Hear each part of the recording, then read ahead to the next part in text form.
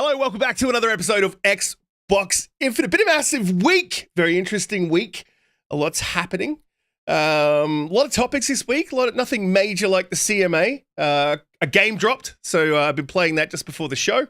And apologies, my dog. He didn't break his tail, but something happened to his tail, and I'm not sure what's going on. But he was up all night, keeping us up all night. So apologies for being late, guys. Let's get straight into guest introductions. Blue, welcome back to the show. It was great having you on last time. We definitely had to get you back sooner than later. How you doing? What have you been up to? What have you been playing? Hello. Thank you for having me back. Hello, chat. I'm good. It's been a hot, busy summer here, and I have been playing a little bit of Exoprimal and Disco Elysium on my Ally. And I actually hopped back into the Infinite Warfare campaign in COD this week. And then also Gears 5 co-op with a friend who's never played it before. So that's been kind of fun going back. Man, that game still looks amazing. Mm-hmm. So I'm really looking forward to talking to you guys tonight about what we've got and hearing about some knees. I hear there's some knees to be had. So thanks for having me. Yeah, we've added something to the topics, a little bit of a late addition, so that should be interesting. Someone will be bending their knee and handing it over, moisturized, shaved, nice and smooth. Doom Cutie, welcome back. How's your week been? What have you been up to? What have you been playing? Hey, how's it going, everyone? Yeah, it's fantastic to be back. And Blue, thanks so much for coming on. Sad we didn't get to be together on the other show, but yeah, definitely happy to have you here today.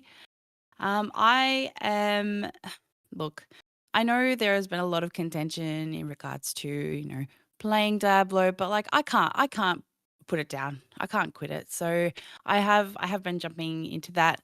I'm also part of the closed beta for the Crew, the new Crew game. So I've literally just downloaded it. It looks like a lot of fun. So yeah, if you can get to be a part of that program, I would definitely recommend doing that. And yeah, the knees I have nothing to do with, Blue, just so you know. And yeah, it's quite a preposterous all around, really. So yeah. Oh, yep. It's great to have her back on. Cutie, welcome back. Infinite Umbra is on top of the board, sitting above Pete. How's your week been? What have you been up to? As it should, as all things as they should be, perfectly balanced, as they should be. The best to last. Yes. No, God, please, no. Okay. I thought I was gonna do the no at the end. Okay, all right. Yeah, man, it's been good. Blue's good to have you back with us. Do you want us to call you that, by the way? Yeah. I'm Blue. Dabble dee dabble. Oh, don't go there. Don't go sing. there. Don't. Okay, I'm don't sorry. I'm sorry. I've heard. No, it's listen, I want to say this to the audience that Pete has poisoned her against me and made her believe that I said some things. No! Never. He did. But no, it's good to be here with you all tonight. Ready to chop it up. Had a really good show myself the other day on the Fix, me and Danny, and we had John Wolf and MacBound with us the other day. So we covered something I know we will cover tonight. It might get a bit heated because I'm a passionate brother when it comes down to it. But I'm going to keep it cool because, I'm a cool brother at the end of the day too. But we'll have a good discussion tonight. But I'll take the right knee, by the way, Risk. I think the right one's mine for sure. You know what? I'll let you get first pickings. How about that? Go ahead.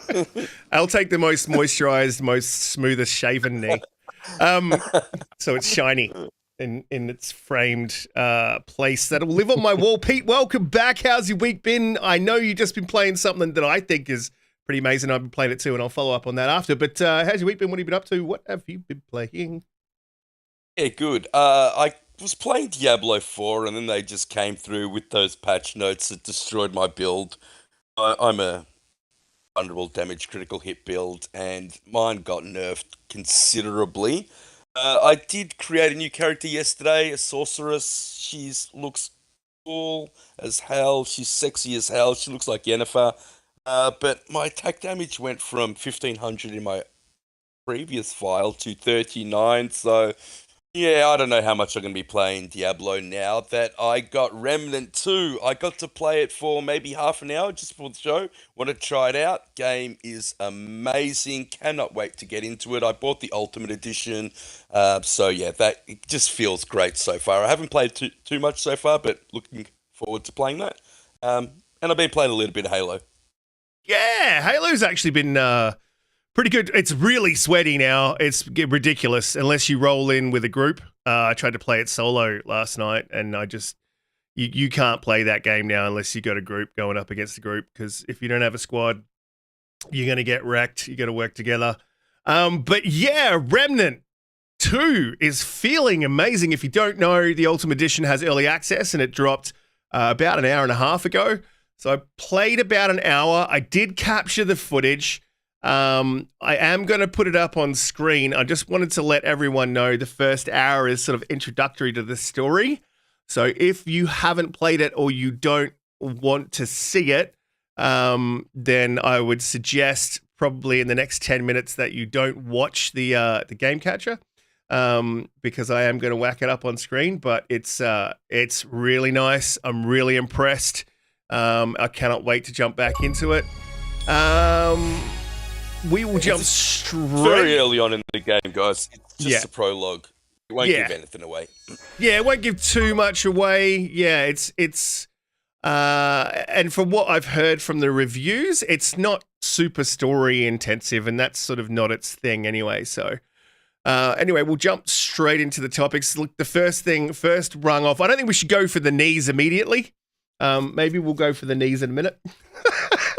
But look, I just wanted to cover real quickly the deal being extended, because we didn't talk about that, and I definitely 100% have to take an L off the top here. I definitely thought that Microsoft would close over the top of the CMA, or that they had something in the background where they had worked out a deal. I didn't think going back to the table with Bobby Kotick was a good idea, but Bobby seems to have been pretty decent. They have upped the close, the breakup clause. I think it's to $4.5 billion. So now if the deal does not close by August 29th, it's $4.5 billion. No, sorry, that's September 15th if it passes without finalization. My bad. So I was a bit surprised about this, and this just says to me, I did sit down and have a good think about it, about why Microsoft would not close over the top of the CMA.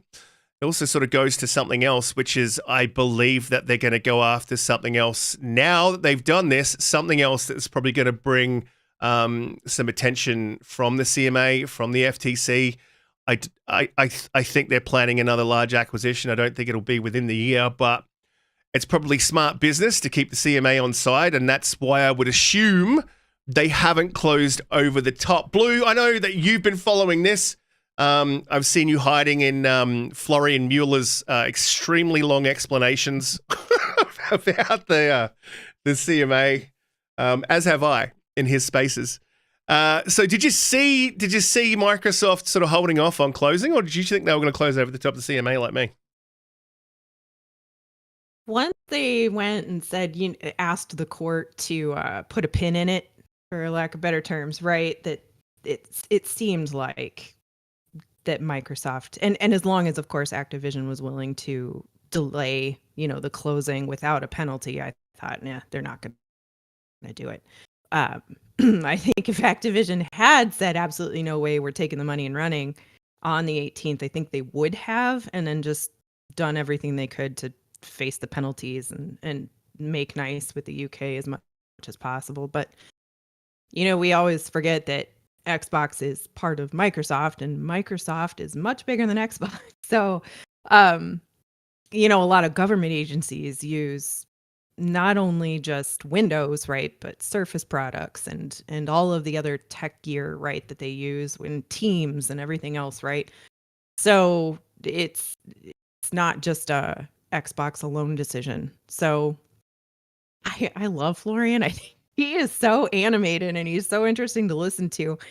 I don't understand like half of the stuff that's going on in the UK. I understood it here, but over there, like their system is so much different. And I don't know, maybe you guys, since you kind of had that relationship in the past, right?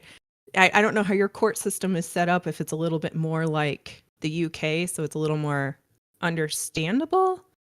But I don't see this not closing. It seems like the CMA is kind of just desperate to get something and not look like they've lost face, but still stay in the game, right? And get something to tout as they were right. It's a win. We got what we needed, and then just move on. And really, that's the best deal for everybody, because Microsoft and Xbox won't take too much of a hit from the parent company, right? With Microsoft.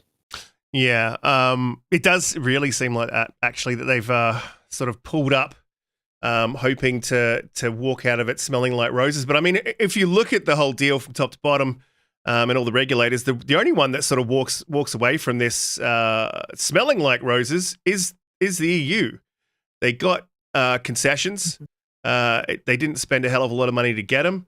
And they seemingly did the right thing for the consumer. So, yeah, I mean, I think everyone's very aware that the CMA is just sort of trying to save face at this point. Pete, I know we've talked on this and I don't want to sit on it for too long, but did you think the CMA was going to close over the top of, the Microsoft was going to close over the top of the CMA, or were you expecting them to sort of hold off until the CMA and Microsoft could come to an agreement? I thought that the CMA would have come to an agreement earlier, but it looks like they're trying to save face. So no, I didn't think Microsoft would close over the top of them, but I thought once they lost Big Brother, the FTC in that case was lost, that the CMA would then come and make concessions and get the deal done as soon as possible to kind of get it out of the way. I didn't expect Microsoft to close over the top of them, because they've said that they don't want to do that in any way, shape, or form. And Risk, I think you brought up something really, really important that I think people are missing out on. You're right. If they are going to make further acquisitions, then they need the CMA and the FTC on side. They don't want to get in their bad books. And so when you do take that into account, it makes a lot of sense for Microsoft to just back up, play the acquisition out the way that these, the CMA, the FTC want to, and it'll bode really well with them going further in the future with any other acquisitions. Yeah, absolutely, and they do. I mean, that's sort of something I should have considered it, because I've been sort of forward thinking that from day one. Would they go for more acquisitions? Would it be a small developer? Would it be a publisher? How long until they sort of ventured out looking for another publisher again? So it was strange for me not to consider that in how they were going to close. But I didn't, and I really thought that Microsoft had enough, and they were getting quite aggressive, and I was liking it, and I might have got caught up in the excitement. Umbra, did you think that they would close over the top of the CMA, or did you think that they were going to play ball like they are? I wasn't quite sure how they would handle it. Briefly, I guess, before, I thought for a second that Microsoft might do that. That was well back, though, when Brad Smith came out talking about them being Death Valley. So at a point, I did think maybe they will close over them.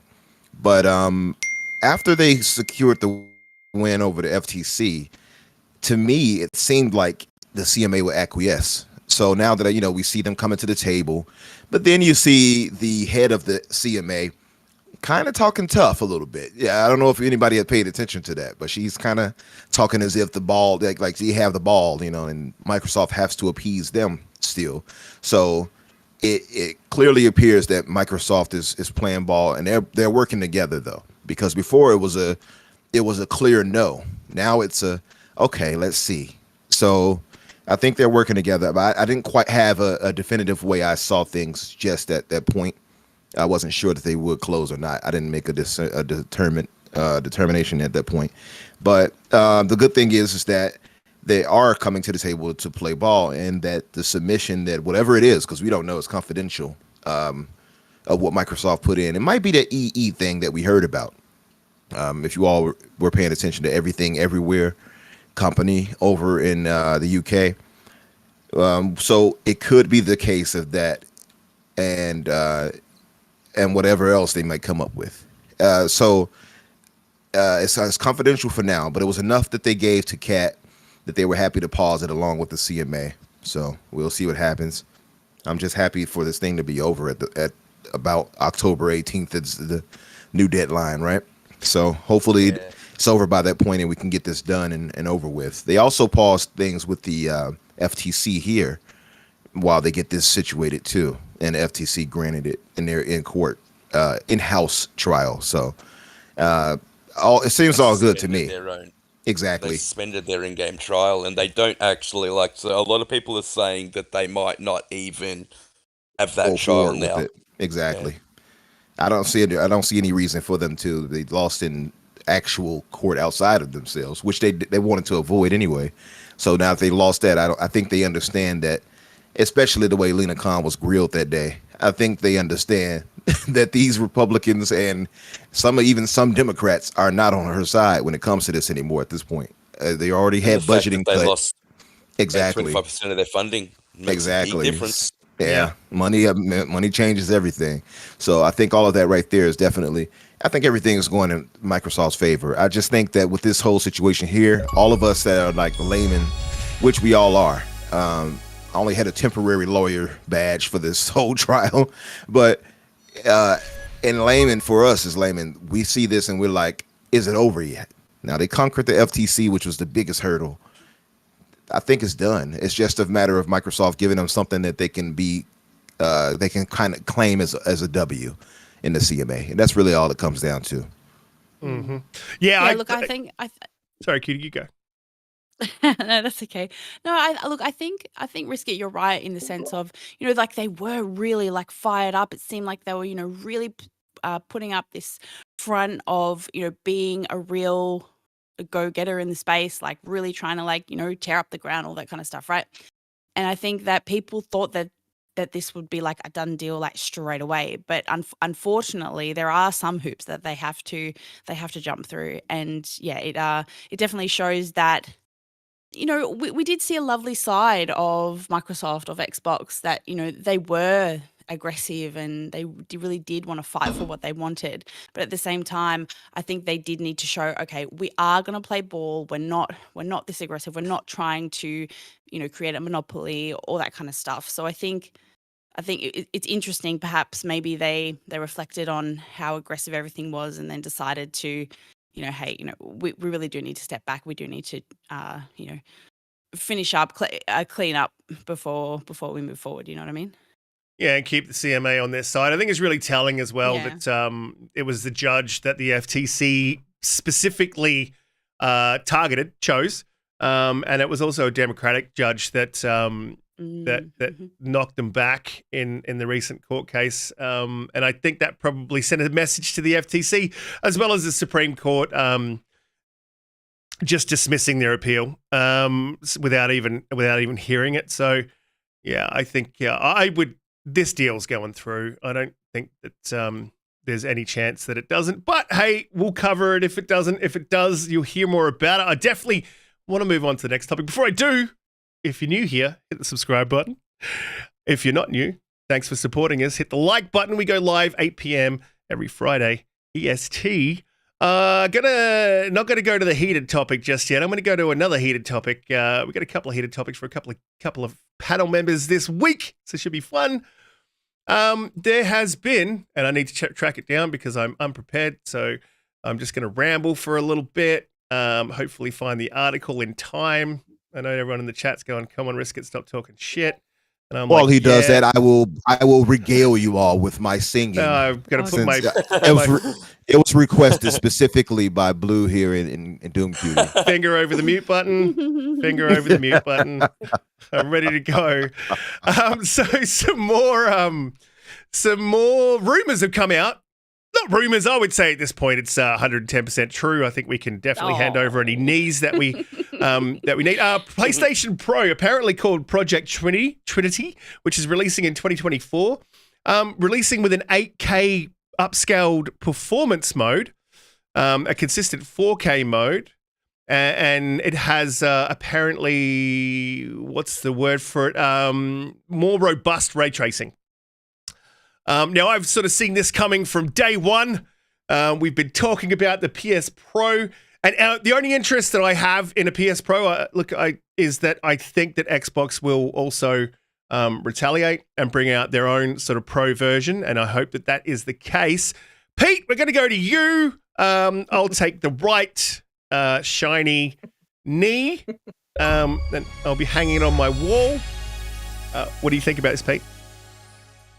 I think that Sony are crazy to release a new console, which will be more expensive, which will barely make a difference in terms of what people can see on screen. They'll probably make a difference with frames, but what people can see on screen in this economy.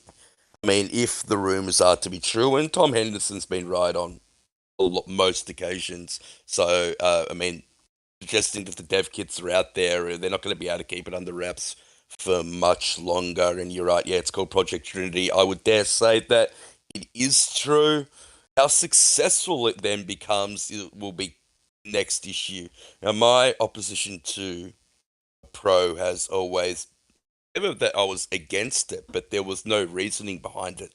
So the reason why the One X and the PlayStation 4 Pro came out is the prevalence of 4K TVs being here we go again the most popular TV that people were buying, and the uptake of those TVs was something crazy, something we haven't really seen before. So in most people's homes they had 4K TVs and they wanted their gaming system to be able to output 4K.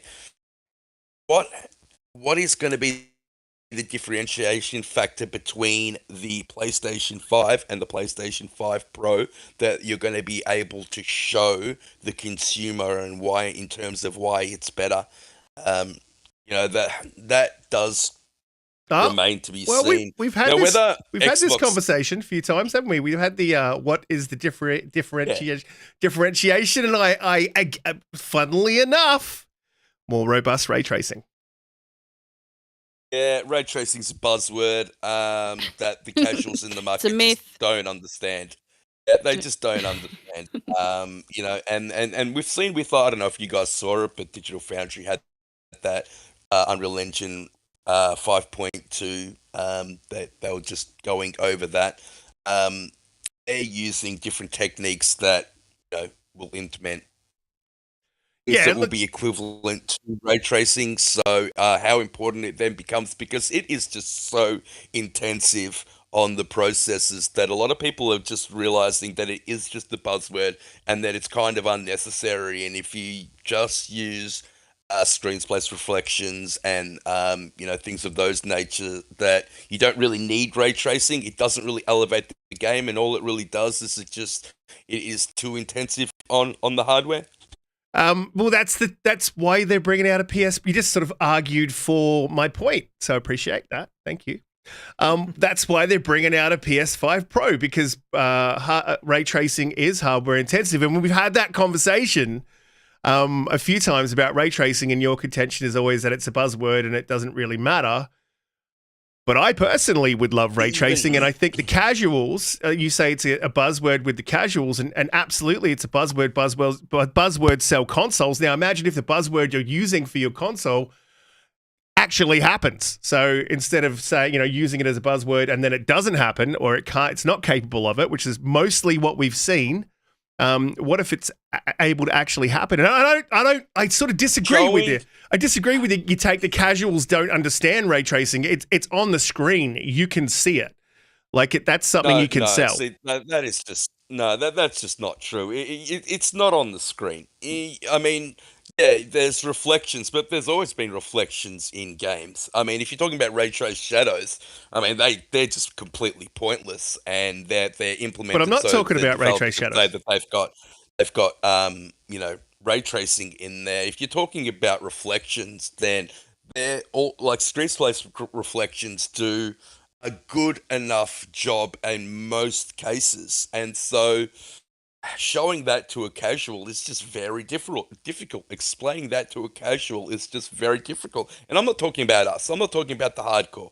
We know, what to look for. We realize that it does make a difference. I mean, the Forza Motorsport demo that they showed the other day when they showed the cars in the garage, and the light reflecting off, Mm. the gold and the chrome and the carbon fiber just looked beautiful. It really did. It looked absolutely gorgeous.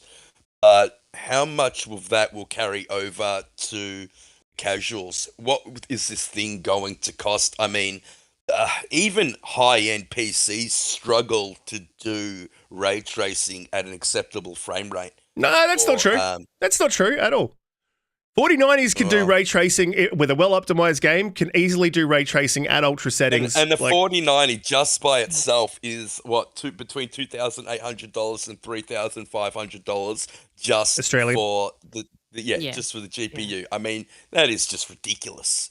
And that's ridiculous. That price. Yeah, Well, not I many think- not I many think- people have it. Yes, that's a certainty. Yeah. This whole thing, though, I do agree, Pete, that the accelerated ray tracing is just a buzzword. There is no such thing for that in AMD GPUs. That's just Sony being Sony, the emotion engine and all that nonsense. That's all that is. It's kind of like 8K. Yeah, look, dude, Cutie, I don't want to cut you off, but I have just put something up on screen. And one of the first things that we sort of saw in ray tracing when it was being talked about and the possibility of it being available on PC, not even console, it was Battlefield, I believe, 5, that showed the difference between ray tracing and screen space reflections. And there is a humongous difference Yeah. between the two. Yeah, I think it's more obvious in other games than most games, if that makes sense. Like I think the benefits are just different depending on the game, the environment that you're in, how much detail, if you're outside. I think it definitely helps with open world games. But look, I can't afford to get a PS5 Pro, to be honest, and I can't afford a 4090 either. So I mean, I guess I'm just stuck with my pleb. My pleb console. But yeah, like you can tell the difference, like in that video that you're showing, for sure. Yeah, absolutely. I mean, and again, you don't back to sort of Pete's, but you don't have to run your game on ultra settings with ray tracing. I am a massive proponent for, like, give us the options that they have on PC. We basically have mini PCs. It's basically what they are. I don't see any reason for us to not have the options that PC has. Comparatively, because you can turn settings up and down sort of all over the place and get yourself to a point where you're happy with whatever frame rate you've got on screen, you're happy with whatever you're using. So I mean, I can't wait for a time when we have ray tracing at 60 frames per second. It's not a massive ask of I think a 3080 can even do ray tracing at 60 frames a second with a well optimized game. So I don't think that that's a thing. Obviously, cost is important. Blue, are you a fan of ray tracing? Is it something that you would love to see in games, or you're not really bothered? Or Honestly, I'm not a ray tracing snob. But I can tell when a game doesn't look like or feel like it's illuminated properly. But then you go into the settings and you turn up the brightness or you lower the brightness, whatever it is. So you can go in and you can change those things. Quite frankly, I think people need to understand that gaming is actually a luxury. This hobby is very expensive. It costs people a lot of money, and I look, for some people, they're just not going to be able to get the 100% very, very best that there is, the latest, the greatest, all the time. And like, if they're going to be plugging 8K, like, who has an 8K television? Like, not many people. So yeah, so I think 8K. Someone said, like, it's like selling snake oil or something like that. Like 8K sounds amazing, but I think they're probably throwing that word out there just to sell the consoles to the casuals. The PlayStation 5 has 8K on the box anyway. Yeah, right. So yeah, it's like, well, what's the point? I mean, in your video, of course, right? Like, why wouldn't you want it with it on instead of off? But, there's a barrier to entry with anything, right? And it's how much are you willing to pay? And how much knowledge do you have? And how much of a setup are you willing to take? Like, I don't have a great gaming PC. I don't, right? I have my Xbox Yeah, because I want to sit on yeah. my couch and play on my couch, right? I don't want to sit in a gaming chair all day long because, you know, I for my job, I'm out in the field, but I also am in an office a lot, right? So sitting in an office chair and then going home and sitting in a gaming chair isn't necessarily Much my different. jam, right? Yeah. And for a hardcore gamer like ourselves, right? I would put money into a PC if I knew how to build one properly and I could future proof it enough, right? But that's the thing with a PC. And why a lot of people just are turned off is because, you know, it's a constant upgrade this, upgrade that. My buddy has a really nice PC the other day and he told me, "Oh, my power module broke, like fried out," right? So then he had to go to Newegg and order a new one and wait for all that stuff and then replace it himself. And I'm just like, you don't have to do any of that. So while I would love to have this, and I would personally pay more for a console, right, that could maybe get more comparable to a high-end PC. Like I understand, right, that for my comfort and my like gaming lifestyle, that I will buy the highest console that's on the market, and I'll be okay with that. Yeah, well, see, I do want to come. I want to get to Umbra as well, but I also want to come back to a couple of things that Pete said, and I'm going to give Colin Moriarty some props. He sort of taught me something the other day: is write stuff down that you want to come back to. That's what I've been doing. So, Pete, I've been examining everything you say, and I'll come back and destroy all those points in a minute. But Umbra, what are your thoughts on Pete's knees? I mean, PS5 Pros. Yeah, I prefer one with this moisturize as well, but that's okay. I got cocoa butter here. On the PS5. As far as the PS5 Pro, I mean, we said it would happen. I just didn't expect to hear the news of it this fast, so I'm not exactly surprised. I'm not exactly surprised by it. What I am wondering though is the price. That much interests me because it already cost a mint to get these consoles anyway. So I wonder what could they possibly charge for, the pro versions. I'm gonna guess. Yeah, I'm gonna guess if these were 500, I'm gonna guess that it might retail for 6 or 7 here in America, especially if they're trying to go for what they're claiming they're going for. But I think it's $750. You think so? I could see US. Yeah. I could see that. And this accelerated ray tracing is a buzzword, but it probably will. And they say it's based off what Mark Cerny's little additions and such, and I don't really buy that because they've done it before. But I am impressed with some of the other things that they mentioned as far as the supposed specs. For them to get this information, by the way, I'm like, how did you get that? Like, I know the guy's an insider, but sheesh. If the dev kits are out, then it does make sense. That is true. Yeah. Mm-hmm. Well, they haven't gone out yet. Actually, they go out in November. So, yeah, he got somebody clearly in the inside for him to pass that information to him. Oh, so is that confirmed that the dev kits haven't gone out? Because we heard rumors, I think, earlier in the year of them sending out dev kits, right?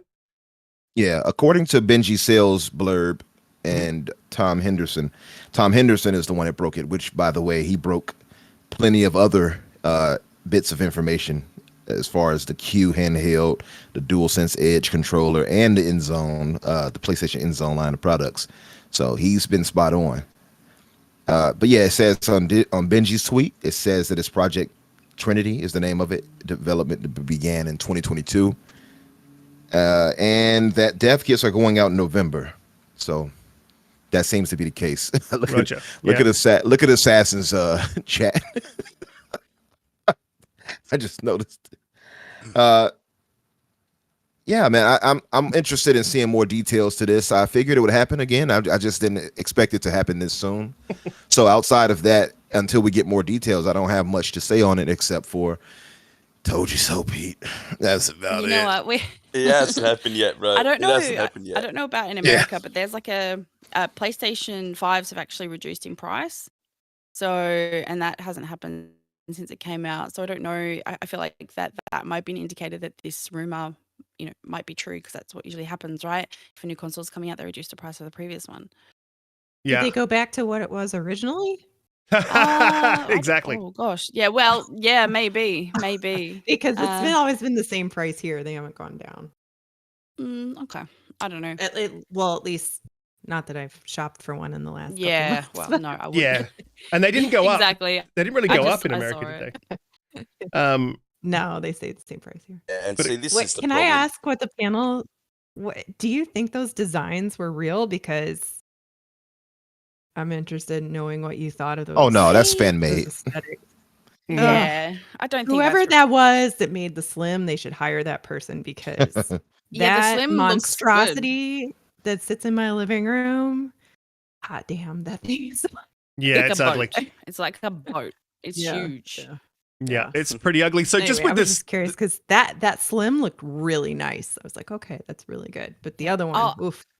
Are we going to talk about the Spider-Man limited edition release? Probably not. Spider-Man. It Spider-Man. looked beautiful, but didn't it, Judy? It I looked didn't think so. I think it looked. It was. It was all cutscenes. I think they could have put more thought into it, probably. Yeah, It was all cutscenes, but a lot of our Who's brothers took that. No, and she's of talking course, about the console. The console. Yeah. Yeah. I the thought console. okay. Yeah, it's For the bare, gameplay Are you trailer, gonna I was buy it? thinking of, but yeah. and no, it's a bare minimum. It's a bare minimum effort, I think. Looking at the console and looking at the controller, I did want to track back because I'm not done with this whole PS5 Pro thing. You knew this was going to be a little while. Okay. So just on the specs, apparently it's they're going to be sticking with AMD RDNA with 30 WGPs.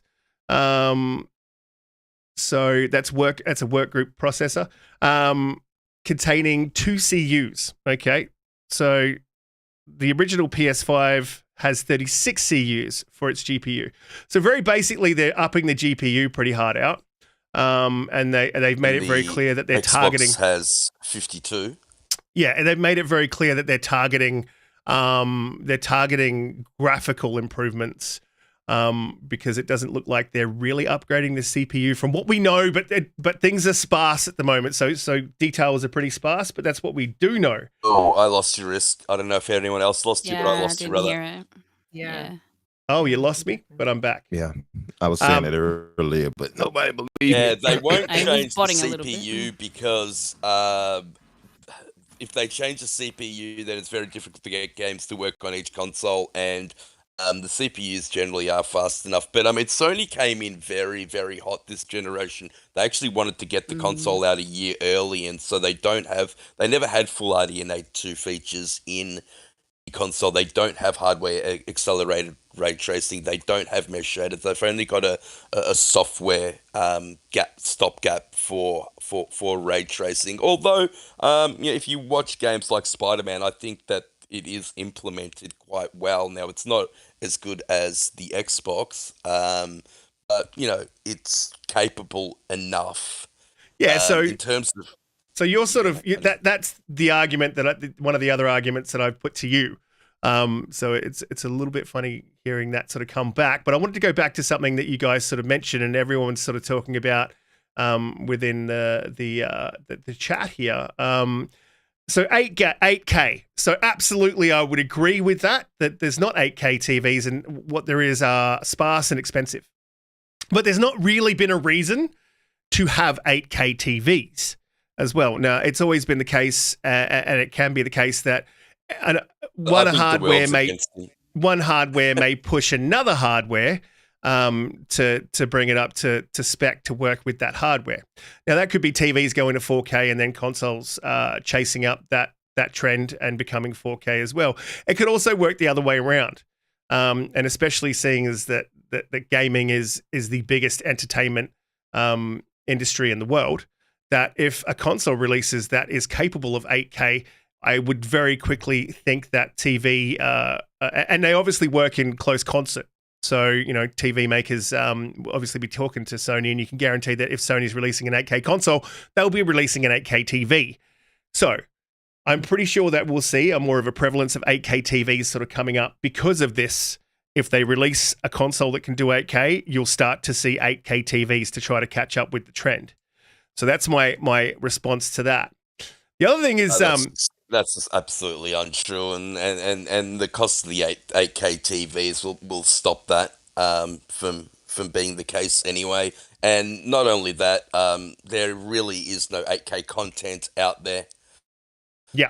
And, So, and but there's, when you- there's a couple of They'll reasons put out for that. Like, they'll put it's out very- 8K at 30 frames per second. That's Yeah, what they'll get. I mean, there's a couple of reasons for that. I mean, the discs, Blu-ray discs, just aren't big enough to handle 8K. So we just don't have discs that are able to handle that amount of information. So that stops that. And then a lot of people's internets aren't even high enough to be able to push 8K through anyway. So if you like, a lot of people get their content on streaming devices. So that narrative, I just think, is silly.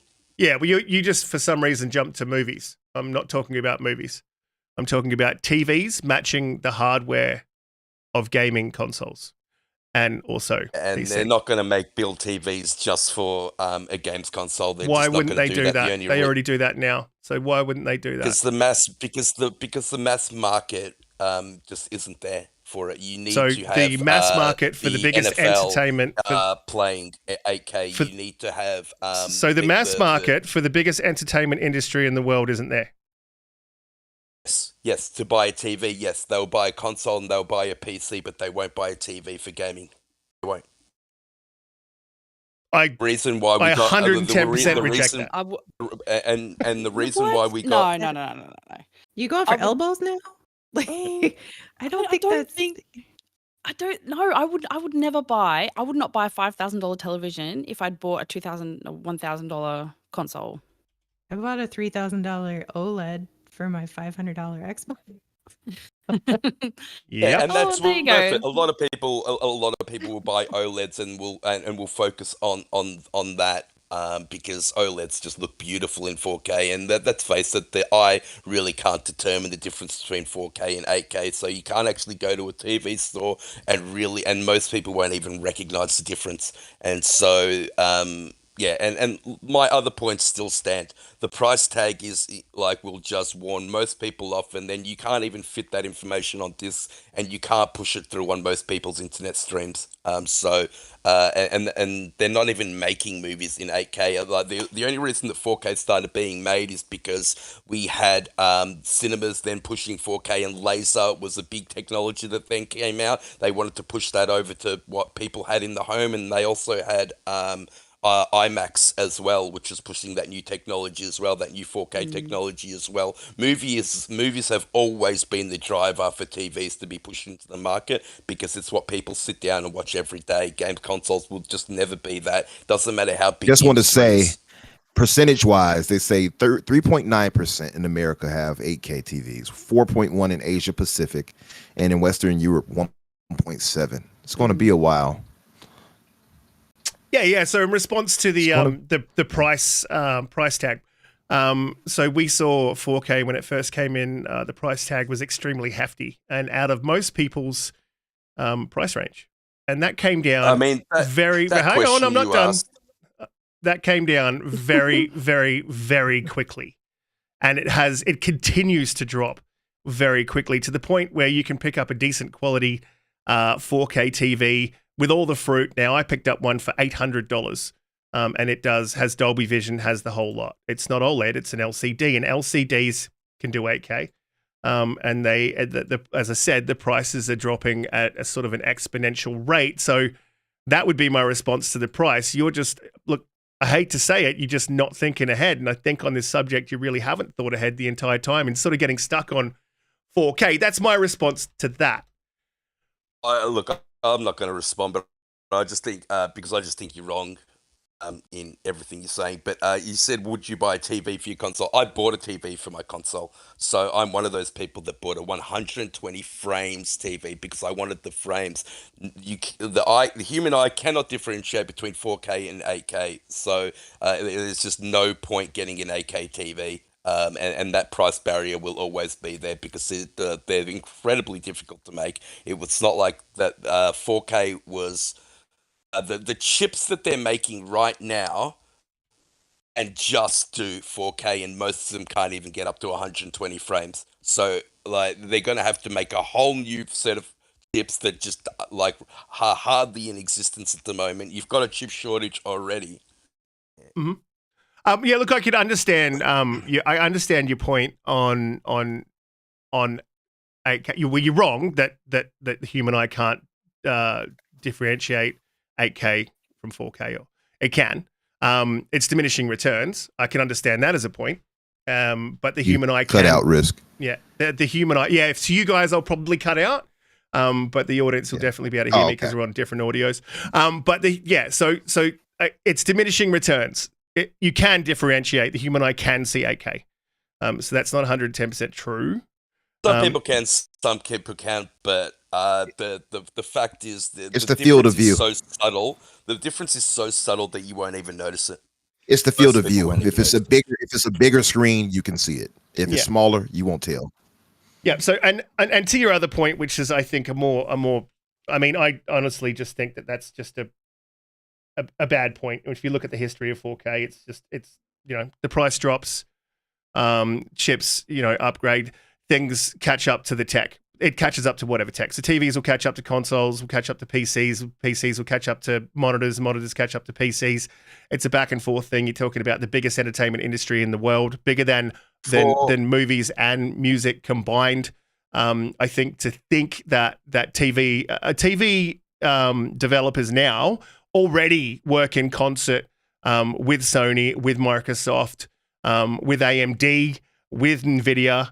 They all work together to put out a product that is for gaming. Those TVs are always going to be there. And the cost, again, will come down over time. So, whilst you won't see an uptake immediately, if you release an 8K console, I think you'll see a very quick, steep climb, and then it will peter out, as it did with 4K. Exactly the same thing happened. And then the prices will come down.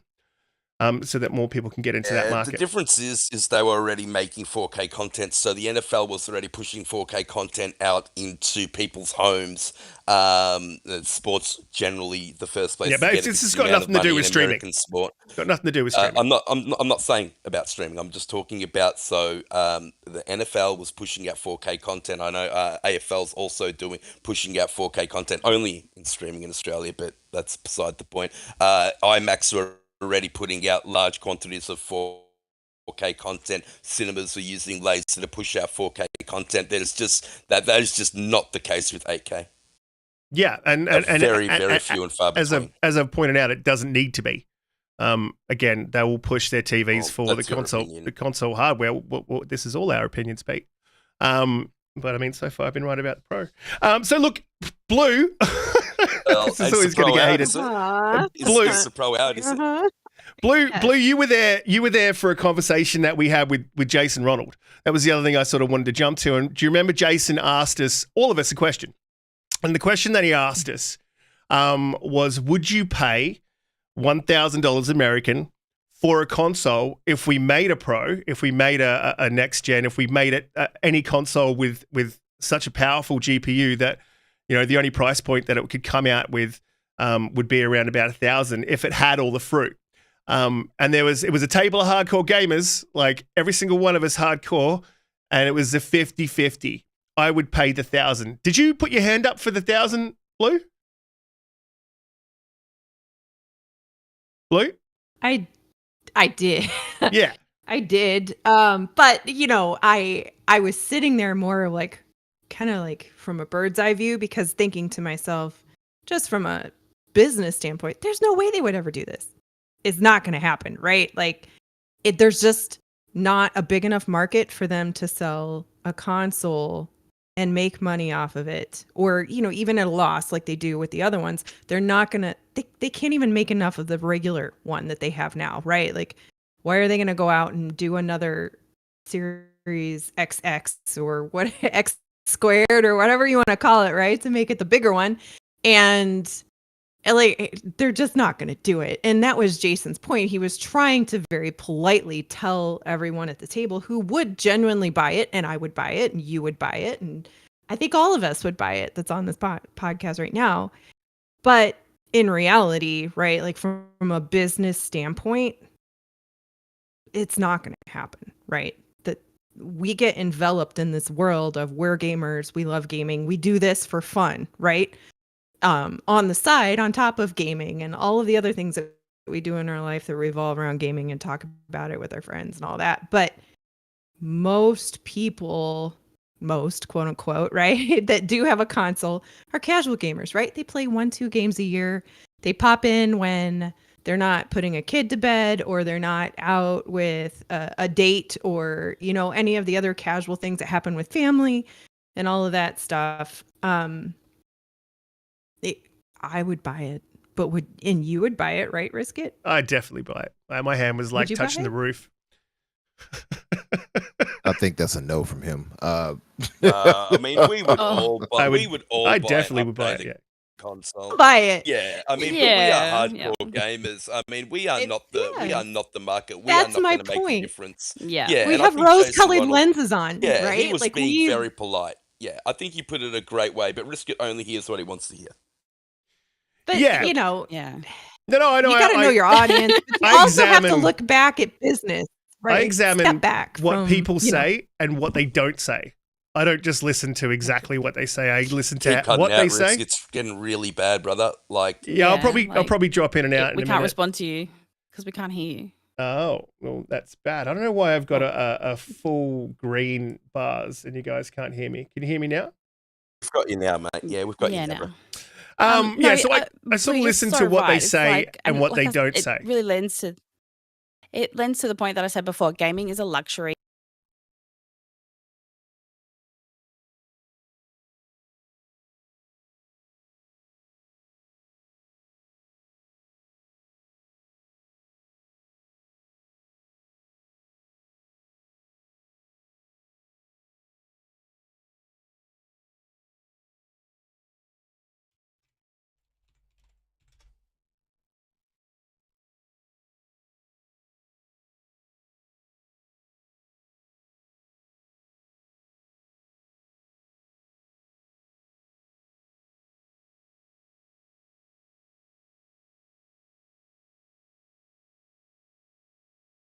People actually put up their hands to say that they were going to be buying a new console. Is that right? I think that's what Riskit told me. Yeah, half and half. Yeah, it was about half and half. I They're kind of think though, if hardcore people had hardcore. 5 minutes to think about it, though, they'd be like, "Yeah, screw it, I'll sell my old one and get the new one." Right? Yeah. The people at that table. But I do think that needs to be taken into account. I mean, these guys, like a lot of them, are spending their holidays going to an Xbox event. I mean, these guys absolutely love gaming. It is their And it's passion. not It's their hobby. cheap. It's not a cheap trip either. It's Exactly. not.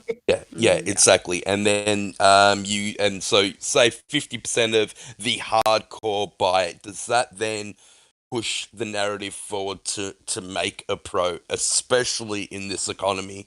You know, where we've seen the price of the consoles that they've already brought out a few years ago go up in price. We've seen Game Pass now go up in price. This generation games have gone up in price. All these factors need to be taken into consideration. Yeah, It's a good time to read Hargeet's super chat right now too, just because he was at the table and he did bring that up, right? So sorry, Riskit, just pointing that out that he made a super chat and commented about this. Yeah, he absolutely was sitting there with us, and it was mostly, I got to say, it was mostly me and Hargeet sort of grilling Jason. So That's accurate. That's completely Jeez. accurate. yeah, we wanted as much information as we could get. I mean, you don't get that opportunity very often, so if you don't jump on it while it's there, then it's a bit of a waste. And shout out to Jason Ronald, who is just the nicest man, and like came into the JW lobby and started talking to us. We just threw out and Ains was actually the one who's like, "Hey, we're gonna go to dinner. You want to go?" He's like, "Yeah, why not? Right? I'm just here to have a good time," and came out to dinner with us. And really, it was a great conversation. And he just genuinely likes his job and just likes interacting with people in the community, and that's just really unique. So that's nice. Yeah, and he loves what you can tell he loves what he does, right? Hopefully you guys can hear me a lot better now because I'm sort of keeping an eye on that bars, and I know the guys in the I know the guys on the in the chat. You guys could hear me the entire time, but I'm on different audio channels, so. And obviously, I want to interact with the panel, especially on this one. So Hargeet was also sitting at the table, and he dropped the $5 super chat. Thank you, Hargeet. Very generous. Appreciate it. Most generous man in gaming. To be fair, that came up because I said, if you bother to make a pro, I want you to go all out, charge $1,000, and give me something with path tracing. Yeah, and exactly. And then that was sort of where I was leading. as my point. And I know that Pete had the point of cost. And what I would say is you don't need to go all out to get to where you need to be. I think with the advancements, you're talking RDNA 3, I think they're up to now, which is very likely what they would be using. You don't need to go all out to get to where we're going here. And I think we also had conversations about resolution as well. And I said myself personally, I would be quite happy with 1440p ray tracing 60 FPS. You could get me there, and I'm happy with that. That's not a drama. I don't wonder why I'm not showing up on the screen now. That's odd. And hopefully the guys can hear me.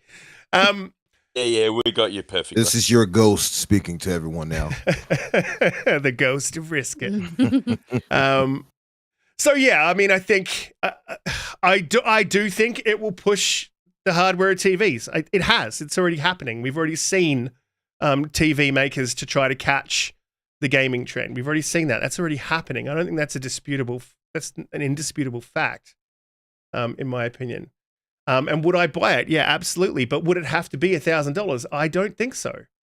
So what's the price point, guys in the chat? I really want to know, what is the price point at which you are going to drop your Series X or your PS5, sell that, and go after the new PS5? I mean, and guys on the panel, Cutie, so what's the price point you would need to see from a Series XY or a Series X whatever for you to sell off your Series X and go and get the new one? What Australian price point? Because I know that's sort of where you... I personally, I don't want to pay any more than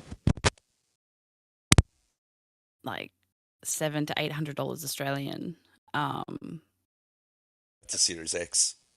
$800 Yeah. for Series X. Yeah. So Series, personally, if I could trade in what I have already and then get it for around about that price, that would be okay to me. But also, I am kind of, I don't know, I'm happy with what I have now. So unless there's a particular game that is going to be exclusively released on that console, I don't know if I would be keen for a mid-gen refresh unless there was a massive difference or a game that came out that was exclusive to that console. Okay, so yeah. Oh, sorry, I didn't know you were there, bro. You're right, I'm here. Go. I was just going to say, Cutie, so the PlayStation 5 right now is $800 in Australia. There's a sale going on at the moment. It's $700. So are you saying that if you trade in your X and then pay $700 on top of that, you would do it? Or that would literally be the maximum. So I wouldn't want to pay any more than what we currently have. So if I could get something for the same price as the previous generation with my previous generation trade-in, then I would be okay with that. It's not ideal, but I would be okay with it. Okay, so like when we're talking about an entry price of maybe $1,500. I don't think I'd get that much for it. Yeah. I think I'd probably get a 300 for my trade-in. No. He's That's talking. usually the way that it is. Yeah. These So days, what your trade-ins don't really take much off the top. So yeah, probably maximum 1,100. So 1,100 is your entry. Umbra, what are you thinking in American? What would you pay? These are sort of different prices. Well, for me, I paid ridiculous fees anyway because I got both of mine kind of scalped, if you will. So my Xbox I got from a brother named Jay Main on Twitter, and I paid $740 for it. And how much was it? US. In America, it's 500. Yeah. 500, yeah. So I paid $240 over. And for the PlayStation, I actually got it from Best Buy, but from a seller that sold through Best Buy, and that was $800 and something. So, yeah. So I would think though that I can see them because they can't go too far. You go too far, nobody's buying it. So I would say they would start anywhere from 600 to 750, as Blue pointed out. 750 might be the max, if that. But I think they'll go for a rounded number. So I would say anywhere from $600 to $700 would be the retail asking for this, provided that it's got all these, new shining PR buzzwords they could use, like 8K, for instance. Accelerated ray tracing and all of that type of stuff. I'm thinking $600 to $700. Yeah, well, that's And of course, they're going to tell you to get a second job, like they did before. So be prepared. and that's a good point. You make a really good point there on its buzzwords. And Hargeet dropped the super chat, but I'll jump over to Blue quickly and see what would you pay for a next gen Pro X? Not PlayStation, Xbox, Series So- X, something. Yeah, Right. Yeah, Well, I'm not trading in my old one because I have the Halo one. So, I mean, I would probably pay up to $1,000 for it just because I play on the thing a lot, right? So it's okay. And I actually use it for my streaming box for other things, and I have it hooked into my receiver for Dolby and all that stuff. So, for me, I use it a lot, not just solely for gaming, but for all of my streaming stuff. So it makes sense to me. yeah, to pay that. Pete, would you be buying this Mhm. one? I won't buy a PlayStation 5 Pro, but for an Xbox Series Z, that's my naming. I would, yeah, I definitely would, and I wouldn't be buying it for the 8K because just won't even see the difference. But if I can get more games in 120, if I can get more games to play, native 4K at 60, then I would. But I'm a hardcore gamer. Yeah, and I'm with you on that. Just to throw that last part in there. The problem is for me on PlayStation, I don't touch the PlayStation enough to do it, to warrant it on the PlayStation side. Yeah. Now, if Xbox does it, I might be inclined to get it. Mm-hmm. Yeah, and that's sort of my to point. answer your question, And I don't care what it costs. I do want to go to what Pete I'll said. just pay for it. I do want to go to what you said, Pete, just before, because you make a very valid point, and Hargate Super Chat touches on that, and it's something that I didn't sort of point out before. 8K 110% is a buzzword, but buzzwords sell to casuals. That's why it's got 8K on the box of the PS5. And that's all that is. Whereas we know within that 8K, within that extra performance, you could probably get ray tracing. You probably get just about every game at 60 FPS, which is what we want. And you probably get a lot more games running at 120 FPS. And if that was on a Series X, not for the 8K, I'm not buying it for the 8K because someone in the chat earlier on said, you got to explain why 8K, why you should buy the box for 8K. I'm not saying that you should buy it for 8K, and I wouldn't. I would be buying it for the extra performance. That's why I would get it. And that's what you would get. I doubt many games would hit the 8K, but that's what they're going to use. They're already using it. That information's leaked out. That's what they're going to use to sell this box, because 8K is a buzzword that sells to casuals. Yeah, I agree with that. What I think remains to be seen, and we're finally going to get to see some of these things coming out now. So the Unreal Engine 5 games that have been talked about for a while are going to start to hit. So I think we're seeing Atlas Fallen, and I mean, there's a few coming out. Lords of the Fallen, I think, is another Unreal Engine 5 game. Regardless, I need to see what the if those games are hitting 60. How close to native 4K are they? Is the gap only gonna widen? Because really we've been stuck in this cross-gen gaming narrative, and it's taken a while for these games to actually come out and come to fruition. So that's what I don't know. So everything that Unreal Engine is saying is the gaps, like the what they're doing in the background with Lumen and the global illumination, all that kind of stuff is going to lessen the impact. And so once you start using full RDNA 2 features, will we be getting that, hitting that 4K 60 with implementations of ray tracing, or is the gap going to get wider, and is that 60 FPS going to be harder to hit? And I think so. I think that'll determine going forward whether or not we will need a Pro or a Z or whatever you want to call it. Yeah, but all those things and those things are all great. And I think some of the issues that we're seeing now is that all those things have a cost. and while it has less of a cost than doing it the traditional way, as in screen space reflections and all that sort of stuff, and global illumination, instead of using ray trace lighting, it all has a cost as well. It may be a lesser cost, but it has a cost. And when you're throwing it all in there, I think what we're seeing is that these consoles just don't have the power to throw all that in there. So they've got to make decisions to, what to use and what not to use. And we see it with Starfield. We see them doing a 30 FPS with global illumination, which I agree with that decision. But we see that happening because the box it simply can't do it.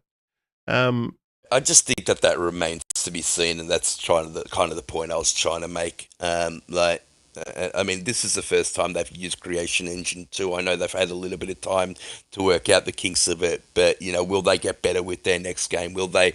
But Bethesda games typically run at 30 because they like that level of detail. They like that draw distance to be incredibly long. They like the detail in their models to be incredibly accurate. They have a lot of background things going on, which just draws power out of the console. They are the exception, not the rule. Yeah, but we've seen a lot of exceptions this generation so far. And we're not talking about cross-gen games, so we're not talking. Hang on, I'm not done. We're not talking about just cross-gen games. We're talking about games that are built for, from the ground up for these. And I agree, there's nothing really genuinely built from the ground up just yet, for these new consoles. So yeah, I agree. There's probably a little bit more headroom, but I think they're realizing that they just don't have enough, and you need more headroom, and that's why I think we need these pros, and that's why Pete's knees are on the table. Sorry, Pete, go ahead. No, I was done, mate. No, my point is it remains to be seen. We'll find out very, very shortly. There's a few releasing later on this year. Yes. Well, look, I'll agree with that and say where we find out is with first parties. So I think we find out with Spider-Man. I think we find out with Avowed. I think we find out with those games because those games are being built from the ground up. So that's where we're going to see. You can really use Forza Motorsport because racing games can typically do 4K 60 and hold it there with ray tracing. So, but yeah, I think when we get more open world titles is when we'll actually see these consoles being pushed to their limits. And it's taken longer than it generally would this generation because of the impact that COVID had. Yeah, absolutely, and obviously the shortage of chips.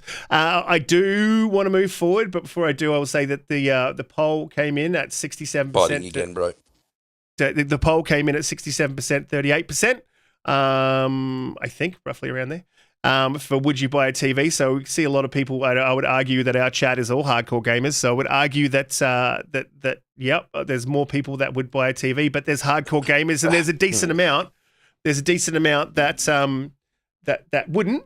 And I guess my next poll would be something to the effect of would you buy the Pro? But guys, if you would buy the Pro, put a 1 in the chat. We're talking about an Xbox Pro.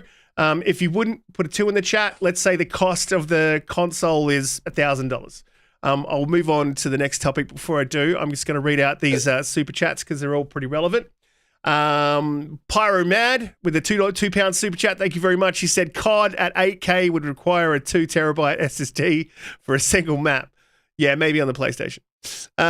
Senior Click with a $2 super chat. Thank you very much, Senior. He said the last 3 minutes there was no sound. Yeah, that was probably because I was dipping in and out. My apologies. High Geek Channy said, just for your information, for 8K, you would need to be less than 2.4 feet. That's 7 meters away from the TV to see the difference on a 75-inch TV. He believes it's pointless. I don't know, man. I got a pretty big house, so I can sit that far back. You'd have to sit that close. That's the problem. You're not going to sit that close to a big TV. Yeah, 7 meters. 7 meters is a fair distance back. Or 0.7 meters. My bad. Yeah, my bad. Well, I'd still sit that. Yeah, I would. I'd sit on top of the damn thing if I could see it.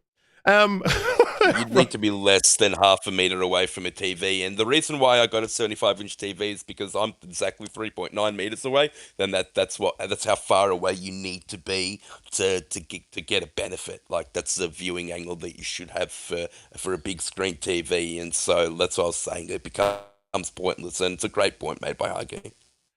It is a great point. And the question should have been, will you buy an 8K TV? Because, like I said, I bought a TV when I got my Series X.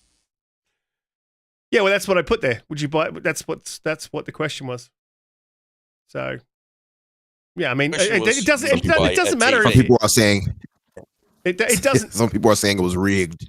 Yeah, I saw that, and I'll get to that super chat. So it doesn't matter if it's would you buy a TV for your new console? To match the features that it can provide. That's the question. That's not exactly what I said in the question, but that's obviously, I hope, what the chat got out of the question. If you didn't get it out of the question, well, maybe you should listen.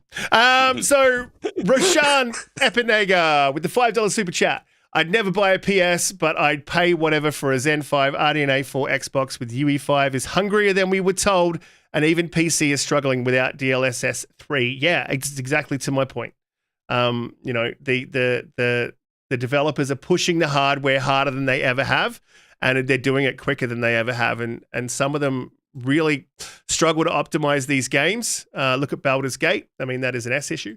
But some of these developers struggle to optimize games, and if they've got more overhead to do it, we're going to see less problems. We're going to see more games at 60, more games at 120. So, yeah, I mean, I couldn't give two flying fucks about 8K, to be honest. But what I care about is I want ray tracing. I want ray tracing in a game that's 1440p with 60 FPS. That, to me, is a pinnacle. I'll be happy. And then if they push it to 4K later on, yay, I'm happy. But just give me my fucking ray tracing you promised at the start of the generation, and I want my 60 frames. Sorry. Having a bit of a rant. Senior Click with the $2 super chat. He said that poll was rigged. You never said if it was 8K. Well, it's not just about the written word. It's about the spoken word. You got to do some listening, some reading, a little bit of everything. But thanks, Senior Click, for the $2 super chat. I really appreciate it. I had a couple of subs as well. Sergio Castro and Hassan Sunny Tran. And we had another one, VL. Thank you guys for subscribing to the channel. Really appreciate it. Would I buy an 8K TV? No. So you got me there. I'll take that one on the chin. We got to move on to the next topic. Rigged, everyone. Got to move on to the next topic. I think we can safely say that Pete has lost his knees on this one. To the next topic. Before I do, please hit the like button. If you are new here, please hit the subscribe button. We go live at 8 p.m. EST every Friday. If you're in the US, and if you're in Australia, before Pete pulls me up, it's 11 a.m. Australian Eastern Standard Time. And if you're in WA, no one cares, because no one cares about us in WA. It's 10 a.m., bro. It's 10 a.m. 10 a.m. Stop changing the damn time. I've got a late super chat that I'll throw in. Hargeet says, if you want 1440p ray tracing, 60 FPS, I've got a solution for you, PC.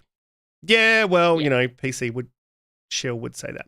Moving on, Game Pass Core. There's another argumentative topic. I cannot wait. This is going to be great. We're going to have enough time to just get in two topics this week. So Game Pass Core. So Xbox has changed the tier system, or they sort of gone to a tier system. I would argue that it was a tier system the entire time. But what they've done is they have cancelled Xbox Live Gold, and they have replaced it with Core. Now, I would say, and we're going to go to Umbra last on this one, because I feel like we're going to get stuck on Umbra a fair bit here. So I'm going to go to you last, if you can just chill the grill for a minute, and then I'll get around to you. I can't wait. let me out. He's writing a song in the background. You better be glad this isn't Black History Month. I'd be like, why am I going last? That's all. So what they've done is they've replaced Gold with a catalog of 25 games for that entry level. The price, I believe, is just $1 less than Ultimate.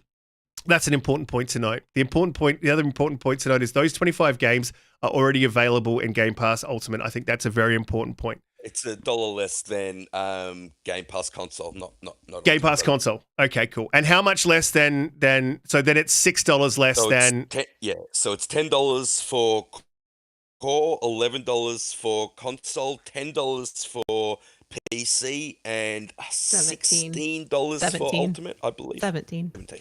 Okay. Yeah, 17 here. All right, I'm going to Yeah. do a bit of a wind up here. So there's a couple of things that I think that Uh-oh. people need to be Here aware we of. go. So yes, you can argue that you lost something if you're an Ultimate subscriber. You lost 2 games a month. That's what you lost. You did lose. Whether they're good, whether they're bad, doesn't matter. Whether you care, whether you don't, the fact is you lost something. You did. Whether you like it or not, I don't care about this. I don't care. Well, I don't care is not a fucking argument. All right, you did lose something. So that's a definite. The 25 games, you don't gain those because you already had them in Game Pass. I'll also throw in this, it's a bit of a dirty tactic to force people to pay for multiplayer. I think we've ragged on about this a fair bit over the years, but it is a dirty tactic. I don't believe that you should lock multiplayer behind a paywall. I don't like it.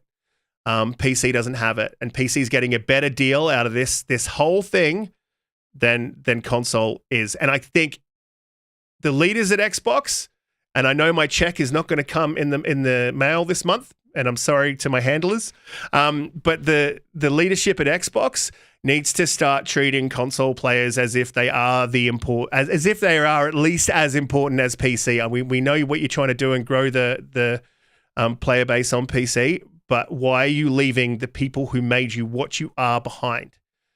If you really believe that, because that's what they say, right? So that's something that bothers me. I don't like that. The other thing, and I'm going to go, this is going to be hard. There's one more thing I got to say, but I'm going to go around the panel because this is directly to Umbra that I wanted to say it. But I'm going to go around the panel, and then just before I come to you, I've got something to say, and you're probably not going to like it, which will be fun. Blue, what are your thoughts on the entirety of this whole change? Do you care? What do you think? I mean, I am one of those 3 people that checked what the games with gold were every month and probably just said, yeah, give it to me because it's free, right? It's in my catalog forever. Mm-hmm. So on one hand, I do agree with you, right? Like, yes, the narrative is, and it's pretty accurate that most of those are not great games, but they were games that I could just throw in my library with no big deal to myself, right? So I actually will miss games with gold going away. Mm-hmm. However, what I will say is that the 25 games that they have changed it out with, or at least the short list that we have, I've played every one of these games, and they are good games. It's a well curated taste for people who aren't willing to go into Ultimate, right? And I do know quite a few people like that. The crazy thing is, right, is core is $10 a month, but only $60 for the year. And this is where I get super aggravated Just quickly to jump in, I'm going to need the names, phone numbers, and addresses of those people who won't go to Ultimate. Go ahead. I do. I know people who will buy gold 3 months at a time just to be able to keep playing online, right? Because they just don't, they play COD or they play Apex or they play, you know what I mean? Like that's just what they're into, right? But this is a well-curated list. I will give Xbox that. And I'm sure it's going to transition over time and try to, whet the appetite to get people up to Ultimate. What aggravates me with Xbox is that all of these plans, except for core, you cannot buy a year in advance. And it drives me bonkers because I don't even care if you don't give me a discount. Let me pay the year up front because I don't want a monthly subscription. I don't want to have a bill every month that comes out of my wallet, right? And every streaming service where I can buy a year in advance, I do it. Even if it gives me 0 savings. I don't care. I don't want to have the monthly bill. So I guess what I also don't understand, and I know there's already 4 tiers, but what is really crazy goofy to me is that the console tier, I don't know anybody who's going to buy that tier because there's no online, right? It seems like a waste of space to me. So I understand exactly what you're saying, Riskit, about like PC is only $10 a month and they don't have to worry about any of the things, right, that you need for Ultimate. But what about those people who want Game Pass but don't have a PC to play on? Why is there no console tier in between here somewhere that allows you to have all of the games in Game Pass and the member discounts and the online and the EA Play, blah, blah, blah, blah, blah, but not have PC and it costs $2 or $3 less a month? Why is there not like a $14.99 for a console with EA Play, with online, with all of the games? That's where I get a little irritated, right? I think it's probably a good idea to sort of roll or fold all of live, and like paying for online is not going to go away. Clearly not going to go away. The only reason I am in the PS Plus program, right, is to just keep my online, to keep saves, all that stuff, right? But like, it's not going to go away, so you have to fold into one of these. You might as well pay the year up front with Core because it's half the price. If you're not interested in having a subscription service with your games, but why is there not a middle option for somebody who doesn't have a PC? That's my rant. Yeah. I'd 110% agree with that. And I know Umbra's like champing at the bit. He's like, I want to get in there. But we're going to go to Cutie. Yeah. Cutie, what are your thoughts on the new tier system? And I completely agree with you, Blue. Like, that is just a completely nothing. A complete nothing, like tier, that console tier. Like, I don't understand who that's for. But Really Cutie? pointless. Yeah. I think the console tier is for kids. That's what I think it's for. And because they're removing so because they're removing the friends and family plan, if you would like to have, if you're not console sharing or like account sharing, or if you're not logging into your kid's account on your PC and then on your console and then downloading it there, you know what I mean? Yeah, I think it's for kids. I think it's to keep them safe. I think it's to keep them offline. And I think that's who that's for. And you have to pay a $2 premium for that. Yeah. So that's my reason for that tier. But Cutie, don't you think that opens up another conversation where if this is where they're going, we know that the family and the friends and family thing just got pulled. If they just put this out, that means it's not coming back then anytime soon at all. No, Right? I don't think it's coming back. I don't think it was as profitable, and I do think the core tier is funneling people to play their favorite games, the games that they Into put Game in there. Pass. They obviously, exactly. So, but I know I get Ultimate anyway. So for me personally, it doesn't change a thing. But I do see how people might think that this is weird, and you mentioned a really important thing, Blue, that I didn't realize is that you can't pay for all of the tiers in a year in advance. So I think that's probably a little bit crappy. But outside of that, I think people are thinking about people their age. But some of us have kids, and I think that's what that tier is for. Yeah. I would agree. I still think it's just a nothing tier. I see what you're saying, and I just think it's a. But all the kids want to play Roblox and Fortnite with their friends online. So. But yeah, exactly. Yeah, but they can't do it. But those are risky games. Those are risky games. Yeah, they are. Like they are. Getting kids going in. Yeah, like any game that has any in-game chat that you can talk to strangers. Like kids are getting groomed online. Like I think people need to realize the dangers for kids in the online space. I know that you can look at changing settings and all that kind of stuff, but you want to make sure that your kids are safe, especially free when they're game playing like these games. Roblox already has online multiplayer for free. What? So within Game Pass, I don't think you can. No. Any game that is free to play, like Fortnite or any of those games, that you don't need gold, you don't need core, you don't need any of them. It's free to play multiplayer. Do you know how many times though I matchmake into COD and I play COD had way too much. Cutie heard me dying horribly in Warzone a lot last night. And like every time I matchmake in, it's always a 7-year-old or a 12-year-old or something screaming into the mic during the game. And I'm just like, wow, there's a lot of children playing COD, you know, and I'm thinking about what they're, but that's, you know, there you go, right? There's a whole nother thing, right? Okay, so I didn't know all free to play games have access to multiplayer regardless. No, neither. I wasn't aware of that. Yeah, so there you go. I I've heard- learned something today. Thank you, everyone. I heard talk about that. I didn't know if that had actually happened. So that's I thought it was with Fortnite, but yeah, that's interesting. I'm definitely going to look into that. So that's a big deal. that sort of goes to Cutie's point though, that does seem to be like a kid tier, and I will read Hargate's super chat out later, but he also did add that console tier hasn't changed, and yet no, it hasn't at all, Hargate. And I did sign up so my brother, while he was staying with us, could play. I think we were playing Among Us.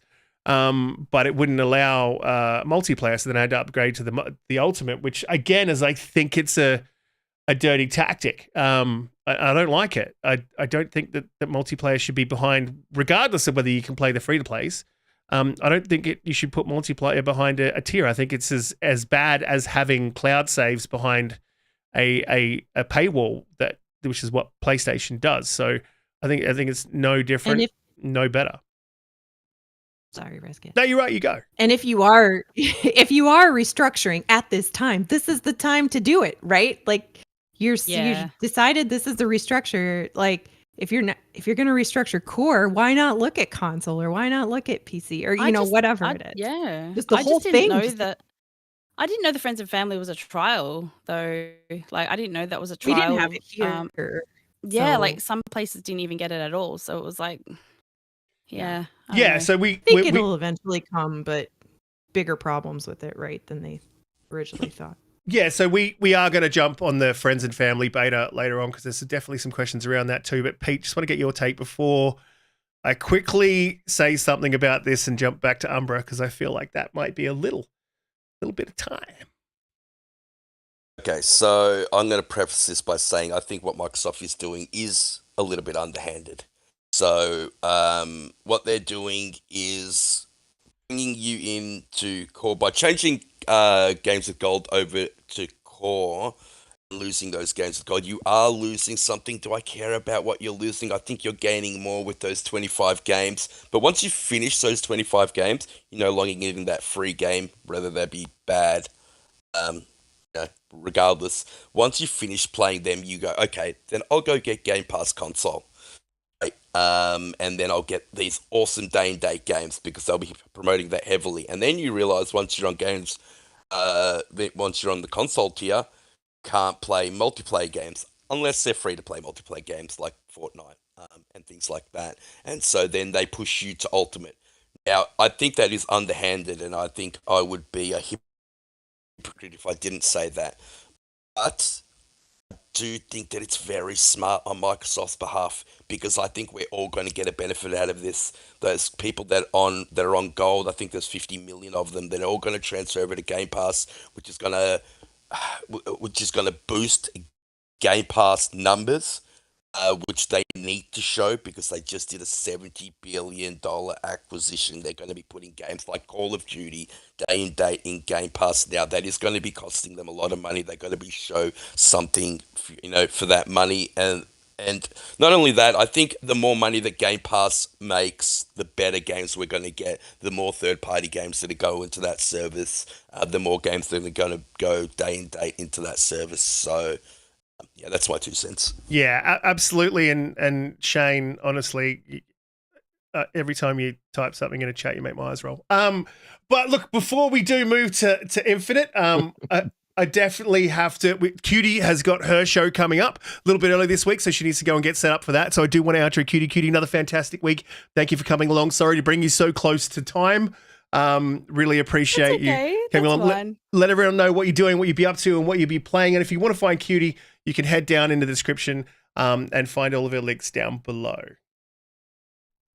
Oh, thanks so much. Fire show, obviously. You guys, I love hearing you guys passionate, especially, we're very Xbox centric, but I tell you, these guys, we're all we're all really critical of the service that we love. So, and I think yeah, that's awesome. And I think that's why everyone comes to see us because, we're not experts, but we always say our piece when it comes to things that we're receiving from our favorite service. Thanks so much, Blue, for being here. You're awesome. Love having another female on here. It's always fantastic.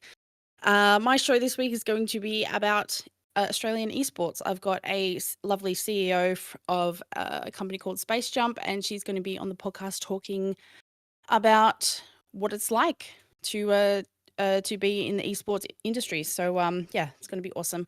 Thank you again. Love your work. Love you guys. I'm probably going to be playing the crew. I'm going to be playing Diablo, and yeah. Great show, Cutie. Absolutely. Thank you, Cutie. Have a good Love you show. guys. Thank you. Love your Fantastic. chat. So to Umbra, gotta say. So first of all, to Shane G. Shane, it's okay to talk negatively about something that you don't like. Okay. And yes, the games of gold were trash, but they have done that on purpose. Now, there's an argument to be made, and I will make that devil's advocate argument because I love a good back and forth when Umbra jumps in, but you really need to stop the cap, bruh. Now, I'm sorry, whoever's going to tell me that cap's for young people, so my bad. I am old. Umbra. I don't know if they did it on purpose, Chris. Hello, fellow young folks. But Riskit, before you said you had something you wanted to say before I went in. Directly to you. Go ahead Yeah. and say. Yeah, so directly to you. go So ahead. we had a conversation about acquisitions and buying up stuff. Now, this is directly related. And what I wanted to do is, because if you know me, I always say that I'm not big on I told you so's, but realistically I am. So told you so. When a company has enough power, they're going to do things that are obviously for the company. They're going to be extremely consumer when they need to make up the difference. And I think this is one of those things that we can sort of point to and say, hey, Microsoft will go after that money. They're not all about the consumer all the time. They're a business. They got to make money. And if they were to consolidate, say, 2K, I would be concerned about what would come next. That's what I wanted to sort of go. Now rock and roll. Yeah, well, let me debunk that really quick. What Microsoft is offering here with these tiers is still consumer friendly. That's not the problem I have with it. So you're not right yet. Now, not to say that you're not ultimately right. That I will agree with you. If ultimate power leads to corruption, there's no question about it. And if you have the majority of things under you by doing these acquisitions, absolutely you can kind of run the gamut as far as what you can charge and things of that nature. And that's why competition is important. So trust, I understand that point. But when I'm saying that I want Microsoft to acquire such and such, WB, Capcom, et cetera, trust that I understand that there has to be a limit. And naturally, our bodies of government, such as the FTC and the CMA and all these other places around the world, will regulate that, these regulators. So it can only go so far anyway. So you're not quite right. You only write in the most extreme case, and that's just not here yet. This No, right here isn't a matter. It's evidence. It's not proof. There's a I don't quite call it evidence. And the reason why is it's not because they got Activision suddenly that they're like, let's abuse them now. That's not what this is. So I want to get that out of the way. That like this isn't because of that they're like, oh, now let's get them, jab them. See, my problem with the tier list here is that for first and foremost, what we have to do as a community is stop making excuses for things that we know we should not be for. And when you have all these tiers and you know that they're all pushing you, and it's like Pete pointed out, and I was surprised he admitted that, because he kind of stole that from me a little bit. You know what? I'm going to let him have that one. But he admitted that. Full of it. That has always been my point of view. Wow, you're so full of it, bro. But Pete, being the magnanimous man he is, you see how I gave the insult and I drew you back in with the niceness. He admitted. Where'd you get that from, bro? I looked it up before the show. I'm like, magnanimous. when he pointed out that it's a little bit underhanded of Microsoft. You're right, and that's exactly what it is. The same thing with Sony. It's no difference when it comes to that. However, Microsoft is far better than Sony in what they offer in their tiers. There's no question about it. So I don't want anybody getting the wrong idea, thinking that we're downing Microsoft suddenly and like, well, Sony, Sony is not better in Microsoft in this regard. There's no question there. So let's get that out of the way so you don't have to put that in the chat. The problem here is, though, and in that they're doing this to funnel everybody to Game Pass Ultimate, and it's very obvious. And so, but I don't have a problem with that because business is business. They have to get their money, right? But what I have a problem with this is us as fans when we make excuses for that and say, well, of course they took away games with gold. They're giving us better Game Pass games. Guys, they are nearly a $3 trillion company. Stop lying to yourself and making it as if they cannot do both and giving us games with gold, quality games with gold games, by the way, which they used to give us, and quality Game Pass games. It is not an either or. Let's get that out of your head immediately. Because see, what the thing is that they did is what I dislike, and I had to go back and forth with people on that tweet I made, and for a long time, and I didn't even mean it to be controversial. I just thought, okay, this is common sense what I'm saying here. But I'm like, well, why didn't you complain before about console tier? Because I'm Game Pass Ultimate. I didn't give a damn what you all were suffering through in console tier before. That's very I'm just going to be as honest selfish of as I can. Very selfish. Yeah, I am, and I'm a selfish gamer. I've said this before, and all of us are. So I had this debate one time. I was on another person's show. I'm not going to say the names, but they were like, well, what about us in this third world country? I'm like, what about you? And I mean that as nice as I can say it. Was that third world country Canada? I don't say anything. I'm not gonna. It wasn't Canada. It wasn't Canada. No, They're too nice. Don't do that. And I don't mean that as an insult. So I'm I just need saying, to apologize. I'm not going to. I'm not suffering. So just let me quickly apologize to Pete. The views of Pete do not reflect the reviews of the views of Xbox Infinite. So all you Canadians, we love you. Even if Pete does. It was New Zealand. You're right, Icon. Let me breathe. So hold on. Woosah. Here we go. So really going in on this. So I'm passionate about it, you know what I mean? And I only do it when I'm passionate. I'm passionate about gaming. That's good. And I'm good. And I'm passionate about us as consumers. I love Xbox. I am an Xbox stan, if you will, right? I prefer the platform. My friends are there. It is the best platform in gaming by far. And you will never hear me say different until somebody else steps up and does better. But the thing is that they argued that too. Well, what about us on this situation? I'm like, so I should suffer so you can have games be cross-gen. Essentially, that was the argument. And I'm like, I don't want that. I'm sorry. If you can't upgrade to the next gen, it's not the whole slogan of gaming is for everyone does not mean that we all have to wait for you to be able to get to ninth gen. That's not how this works. It is a luxury to have these things we do here. It's not a necessity, although it might feel like that as gamers. But I'm going on a tangent a bit. I'm going to rein it back. Mm-hmm. So coming back to Core, I think is great. I think what they did there to change that with 25 games and then rotating out 3 to 4 months. Well, I think 1 or 2 or something like that. 3 to 4 months in. Every 3 to 4 months they're going to rotate something out.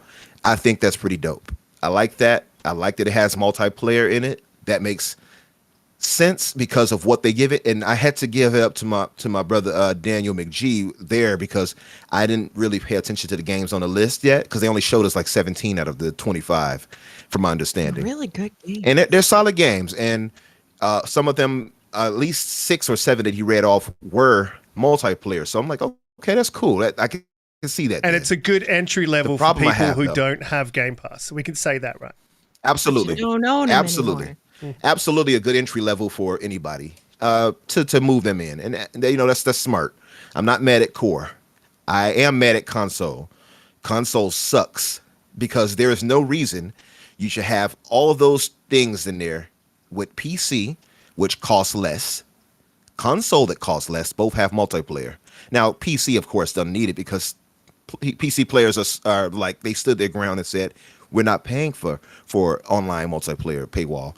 We should have done that years ago, but we didn't. So it's our fault. We have to Well, bite we that don't- bullet. There's one store and one store only for a console, though. That's true. That is true too. Now you know, as consumers, if we say we're not going to do it, they have no choice but to acquiesce. That's just how it works. And then we've seen it happen time and time again. I can go back to the Xbox Live pricing structure they tried to do, and we all said nope collectively. And 8 hours in, they changed it back. So it can happen. It's just got to be an extreme amount of us that do it, right? But okay, cool. And I understand it. For free-to-play games, didn't they, Umbrella? Like They did. Fortnite, like Roblox. They changed that. They absolutely When pushback did. happened. Yep, exactly. CP knows. And so my thing on that is to say, with console tier, the problem I have with that, and I get it, some people will say, well, if you add multiplayer there, then what's the use? I'm sorry I'm doing your voice like that, but that's what it sounds like to me in my head. If you add multiplayer to that, then what's the use of upgrading to Game Pass Ultimate? See, when I hear that type of talk, it's two things. One, it's like, why are you talking as if you're Microsoft? That's one. I don't care if they don't benefit from this. I'm talking about our benefit. That's one. Two, you can change other things outside of console to make it viable to push them and incentivize them to go to Game Pass Ultimate. Take away day and date, for instance, out of console tier, and put multiplayer in there, and then you have the other benefits regardless. That would absolutely incentivize people to go to Game Pass Ultimate. If you said, as a matter of fact, if you told me Game Pass Ultimate, I would think that would be the only tier that had day and date, honestly, because it's the ultimate. So if you took that out but added multiplayer, I think that would make that change viable. But every tier, in my opinion, should have multiplayer.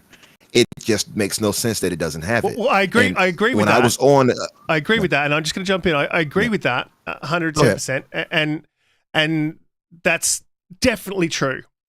But day and date is the catch cry for Game Pass, and so if you take away day and date for that tier, what's its catch cry? well, then you go back to Core. Core is now Game Pass. It's not like it's gold now. It's rebranded as Game Pass now. Game Pass Core. And that doesn't have day and date. So that answers your question there. So then we It's remove all- a tier. it's- That's a whole tier gone, really. And I wouldn't have a problem with that, actually. It should Yeah. probably only be 3 tiers, to be honest. And honestly, I think it makes it more confusing that you have as much as they do. Mind you, and I have to give another shout out to another brother, Retri, which is Game Pass Daily. We talked about this on Boom's show Tuesday. He made a great point in that, and you all remember this, Pete and Risk, where we talked about the supposed rumored ad tiers and stuff like that they were going to add. Ad tier, and you remember that? Yeah. So they're probably going to add 2 more tiers to this, which is going to make it very confusing. Now, to us as you know, stalwarts of this, we understand we're going to be Game Pass Ultimate subscribers. This is nothing to us. But if somebody's coming into this ecosystem and they see all that, they're going to be like, what the hell? Okay, which one do I subscribe to? There's no way they're gonna have 6 tiers. Yeah. Like, That's talk what's been about floated. shooting yourself in the I foot. don't think though. so. Yeah, Absolutely. they're not going to have 6 tiers. One thing that I didn't. That know is the rumor, though. look, That is the I don't think. Yeah, that's the I don't rumor. think it's gonna. Yeah, I don't think it's gonna happen. PC Game Pass has EA Play included. Now, PC Game Pass was never going to pay for online multiplayer because it's just not the way the world works. And I disagree. Like, there was never going to be pushback against Xbox Live Gold payments because that came out, 13, 14 years ago. It was a new thing and everybody pretty much celebrated it. Now, there was pushback amongst the PC community, but I mean, that's just a completely different community. Yeah, that's when why you- I'm not focused on PC when it comes to that. That's not my whole thing. My whole thing when- is basically when- yeah, core when and, you and, talk and about- console. When you talk about they should be able to do both games with gold and what was the other thing you said? And having those 25 games or games going into Game Pass. This is where I disagree with you. Hold on, I didn't hear you. because Say that again. When What it did I comes to say? getting, they're a $3 trillion company. They should be able to do games with gold as well as Game Game Pass giving us games. those free games. Or Hold on, but okay. So now you're making an argument I didn't get to yet. So let me add that before you jump in. I'll just say quickly that I disagree with you there, but you can go, brother. You go. You haven't finished. Yeah. So on that whole point of the games with gold, this is the problem too, and this is the major problem I had with everybody who made an excuse for it. You had been made to feel indifferent about something they blatantly took away from you that you were paying for. You should not be indifferent to being robbed. I don't care what you say. Nobody will ever change my mind on it. I don't care if you say, well, I didn't like those games anyway. I never downloaded them. That's What a if you I problem. paid you a monthly check to change your mind? And I would shut up. And then I would shut up. I would shut up, but I would still harbor those feelings internally. But my thing is, no, seriously, it comes down to this, and I can't make it any more simple for you guys. You are paying as a customer. I know we feel like a family here with Xbox, and we love Phil and Sarah and Aaron. We got love for them. That does not mean, however, at the end of the day, we're not customers. We are consumers. You are paying for this service. They've raised the price on you $2. Now, I'm not mad at that price hike. I'm okay with it. I understand it 100%. Hell, it's actually generous considering what they're bringing into it. But let's not pretend that they don't have the budget to do both. They do. They just bought a $70 billion company. They have the resources. Interesting point you just said there, by the way, because don't forget, we just got, and Pete, I actually agree with you, and I definitely want to jump to Pete after Umber has made his point, but don't forget, they just raised the price of Ultimate, and now they've taken away the 2 free games we get a month. That's right. And it used to be 3 at a point. It used to be 3, of course, with Xbox 360. And people will argue, well, they were always bad. No, they were not always bad. Games with Gold used to give us quality games at a point.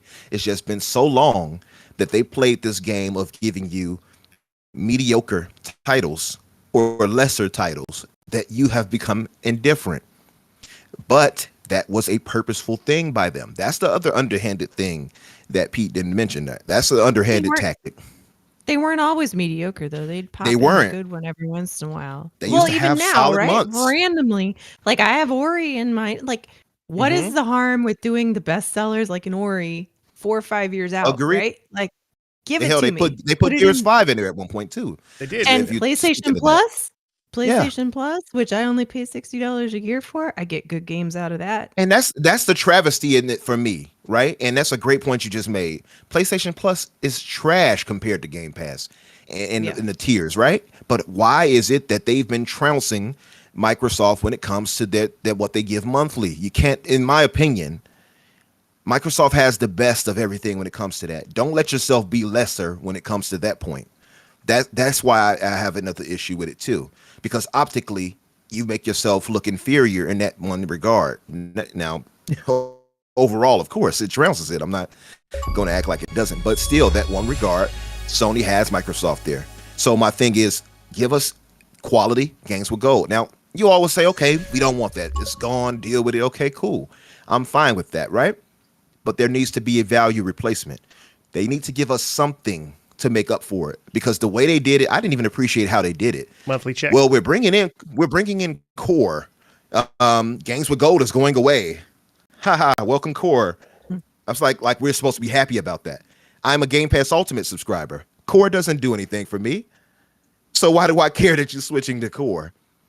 I care that you're taking Games with Gold away from me. And like you, Blue, I am one of those 3 people. You, me, and one other soul out there. Yeah. No, me too. Magbound and a few other. I do it as well. I download those games because I'm an achievement hunter. I love achievements. So I'm going to use that for that. I'm going to use it to get Microsoft rewards points with them and everything.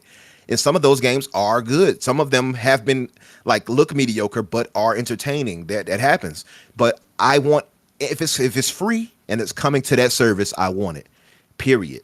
I told you, and I've said it once, and I'll say it again. I am a greedy gamer. I want it all. And if I'm paying for it, I definitely want it all. So for me, for them to take that piece of the service away and give us nothing to replace it, I kind of take that as a bit of an offense. I take that as a bit of a slap to the face. Like, we're just taking that away from you. And they didn't address it at all. And everybody's just like, whatever. And, Well, and they were some hoping some that are you doing were. it. They're hoping people are indifferent. Now some Well, they were are hoping the indifferent, games and would that's go. why. But some are doing it because of their fealty to the company. Well, I don't want to talk negative about Microsoft, so it is whatever. It doesn't matter. It's Nah. like stop. It's like stop. Look, I mean, you've been talking. Okay, Yes, I I've been get, speaking truth for a yeah, while. Go ahead. I get your passion, brother. I really do. That we are getting something taken away from us.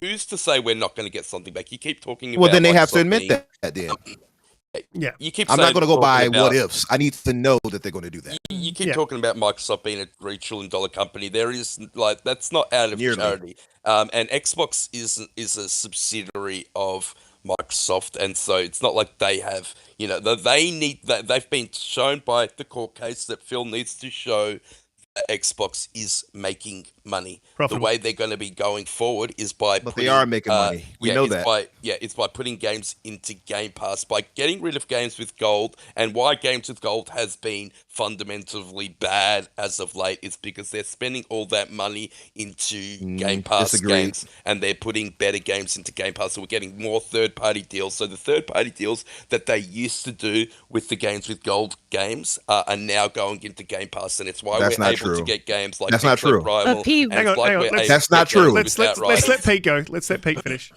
Sorry, Pete. Go ahead. That's blatantly not true, though. You just made that assumption. That is not true. You don't have anything to point to that being true. And I've heard other people use that. Well, they're doing it. They're putting it to that. You don't know that. So they hang were on a minute. already doing So- these so hang things, on, by the way. Let me jump in. And when you just- say that it's not a charity, Let we're me just- paying. We're let not me getting just- this And for the free. difference- Let me just in jump the- in. Let me just jump in real quick. I do want to let Pete finish because he wasn't quite done. But I will say, whilst you can't say that as a definitive fact, you also can't say with a definitive fact that it's not the case. So since we can't, I'm not going to state it as one. You see what I mean? But what I can say for a fact is that Games with Gold came with that service and was promised with that service. They took it away and didn't give us a replacement. If you say it's a charity, then that means you were getting Games with Gold, or excuse me, Game Pass for free. We were not. We were paying for that. So that means that it's not a charity. We paid. So give me what I'm supposed to get in that service. And just And one there's more gonna point. be a- Sorry, Riskit. At the You end go, of the Holly, go for it. I was just going to say, at the end of the day, just piggyback on that. And there's one other thing I'll say later. But once I said, yes, give me that game, Games with Gold, it's always in my library forever, ever, as long as I pay the base subscription, right? If you say right. if it's in Ultimate, I'm like, okay. But when it rotates out of Ultimate, it's gone, right? Like it's not in my collection anymore. That's true. So that's Right. that's the distinction, right? Pete. I would rather Microsoft spend more money on getting better quality third-party games in Game Pass that I can play, games that are big, like Guardians of the Galaxy, like Phoenix Rising, like Outriders, than get these smaller titles into Games with Gold, even though they're in my library. And I didn't like, and I spoke up against when they changed Games with Gold initially, because the 360 games you actually got to keep, and it didn't matter if you were a subscriber to Gold or not, you actually got to keep those games for free. So I completely understand where you're coming from, and I do think that, like I said earlier, I think it's incredibly underhanded by Microsoft. But for me personally, I would rather the money being spent on quality third-party titles going into Game Pass. And not only that, they just did a $70 billion acquisition. We're going to be getting a large catalogue of the Activision games going into Game Pass, and that bottom line has to make sense, or Game Pass is going to go the way of the dodo. And so this is where, like that Phil Spencer line of the acquisition needs to make money immediately, I think really comes to the forefront and something that we need to think about. I don't disagree with you, Umbra, but I just have a little bit of a different take on it. And I respect that, right? And I respect those who even say they don't care for games. I get it. Not everybody cares for Games with Gold. I understand it 100%. Even in percent, rather. Even some of those Games with Gold that came before that were quality, some may not have cared about them, and they might have owned those games. I get it 100%. But I feel like when you give somebody a service and that we're paying for, like if, for instance, if I was paying for Netflix, which I am, by the way, or Hulu, and they say you're going to get all of this. Renting movies. Hell, I Never paid heard for of such a YouTube thing. Premium. Yeah, let's talk about that. And they're raising the price on that, by the way. I might have to cancel Yes. YouTube Premium. Motherfucker. Yeah. Sorry. Yeah. No. Yeah. You know what? I'm tempted to do it, but I'm so in love with YouTube Premium. So good, it's hard. though. It is. It's hard to let It it is- go. Been I there for can't a long quit you. time. I know. Why can't I quit you, YouTube? No! God, please, no! No! Yeah, right. But my thing is, it's like, for instance, if you, I guess, let me relate it to some type of analogy. It's going to be, I'm making this up on the fly, so bear with me. But if we got Netflix, no. But like if we had Netflix, right, and you subscribe to that, and they're telling you that you're going to get these 4K premium movies and shows, and you can download them offline to watch them, and that you will have no ads for $10 a month. The next month or two, they raise the price by $2. And you're like, okay, that I can get it. They're getting a lot of good premium stuff coming into this service. And then they subtly just say, oh, we're adding a new tier, or we're changing a tier. But also we're taking away 4K streaming 4K movies and shows from you, while you still pay $2 more on top of what you were already paying. You're going to be like, nope, canceled. That's what you would do. And be honest with yourself. You know I'm telling the truth. I like ads. Ads would take me to the things that I want to buy. I despise ads. Oh my gosh, that's why I pay for I despise the highest tier for everything. I'm like, no ad ever, please. I don't want to see an ad ever. Yeah, YouTube Premium has spoiled me. I don't want to see nothing. Yes. So imagine they do that to you and they take that away. You're not going to be cool with it. So That's why I don't why watch should you be Twitch. cool with it on Xbox? I'm sorry. What were you saying, Pete? Said that Ants Pants ad in the 80s. That was a damn good ad. More of that, please. That was a good. That was My a great buddy ad. was my favorite. My buddy. My buddy. I would definitely My watch those buddy. ads. Where Yeah, did look, I go? I think what we can sort of agree on and sort of come to, and I don't think these points are arguable. The budget thing, Pete, definitely 110% on your side. Like, Microsoft's budget is not Xbox's budget. I feel it'll get larger as time goes on. So I think that you can't use you can because they've supported Xbox for quite some time, but I don't think as a definitive argument you can use the $1 trillion thing. But I think what we can definitely agree on is that Ultimate subscribers are losing something.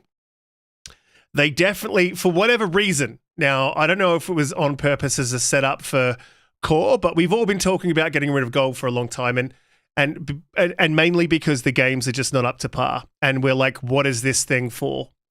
So whether they did it on purpose, we can definitely agree that Gold hasn't been great for a long time. But Ultimate subscribers lose something, and for those entering the ecosystem late, that Core is a really good option for those people. And to that point, I've been working on one of the girls at my work for probably 6 months now to get an Xbox.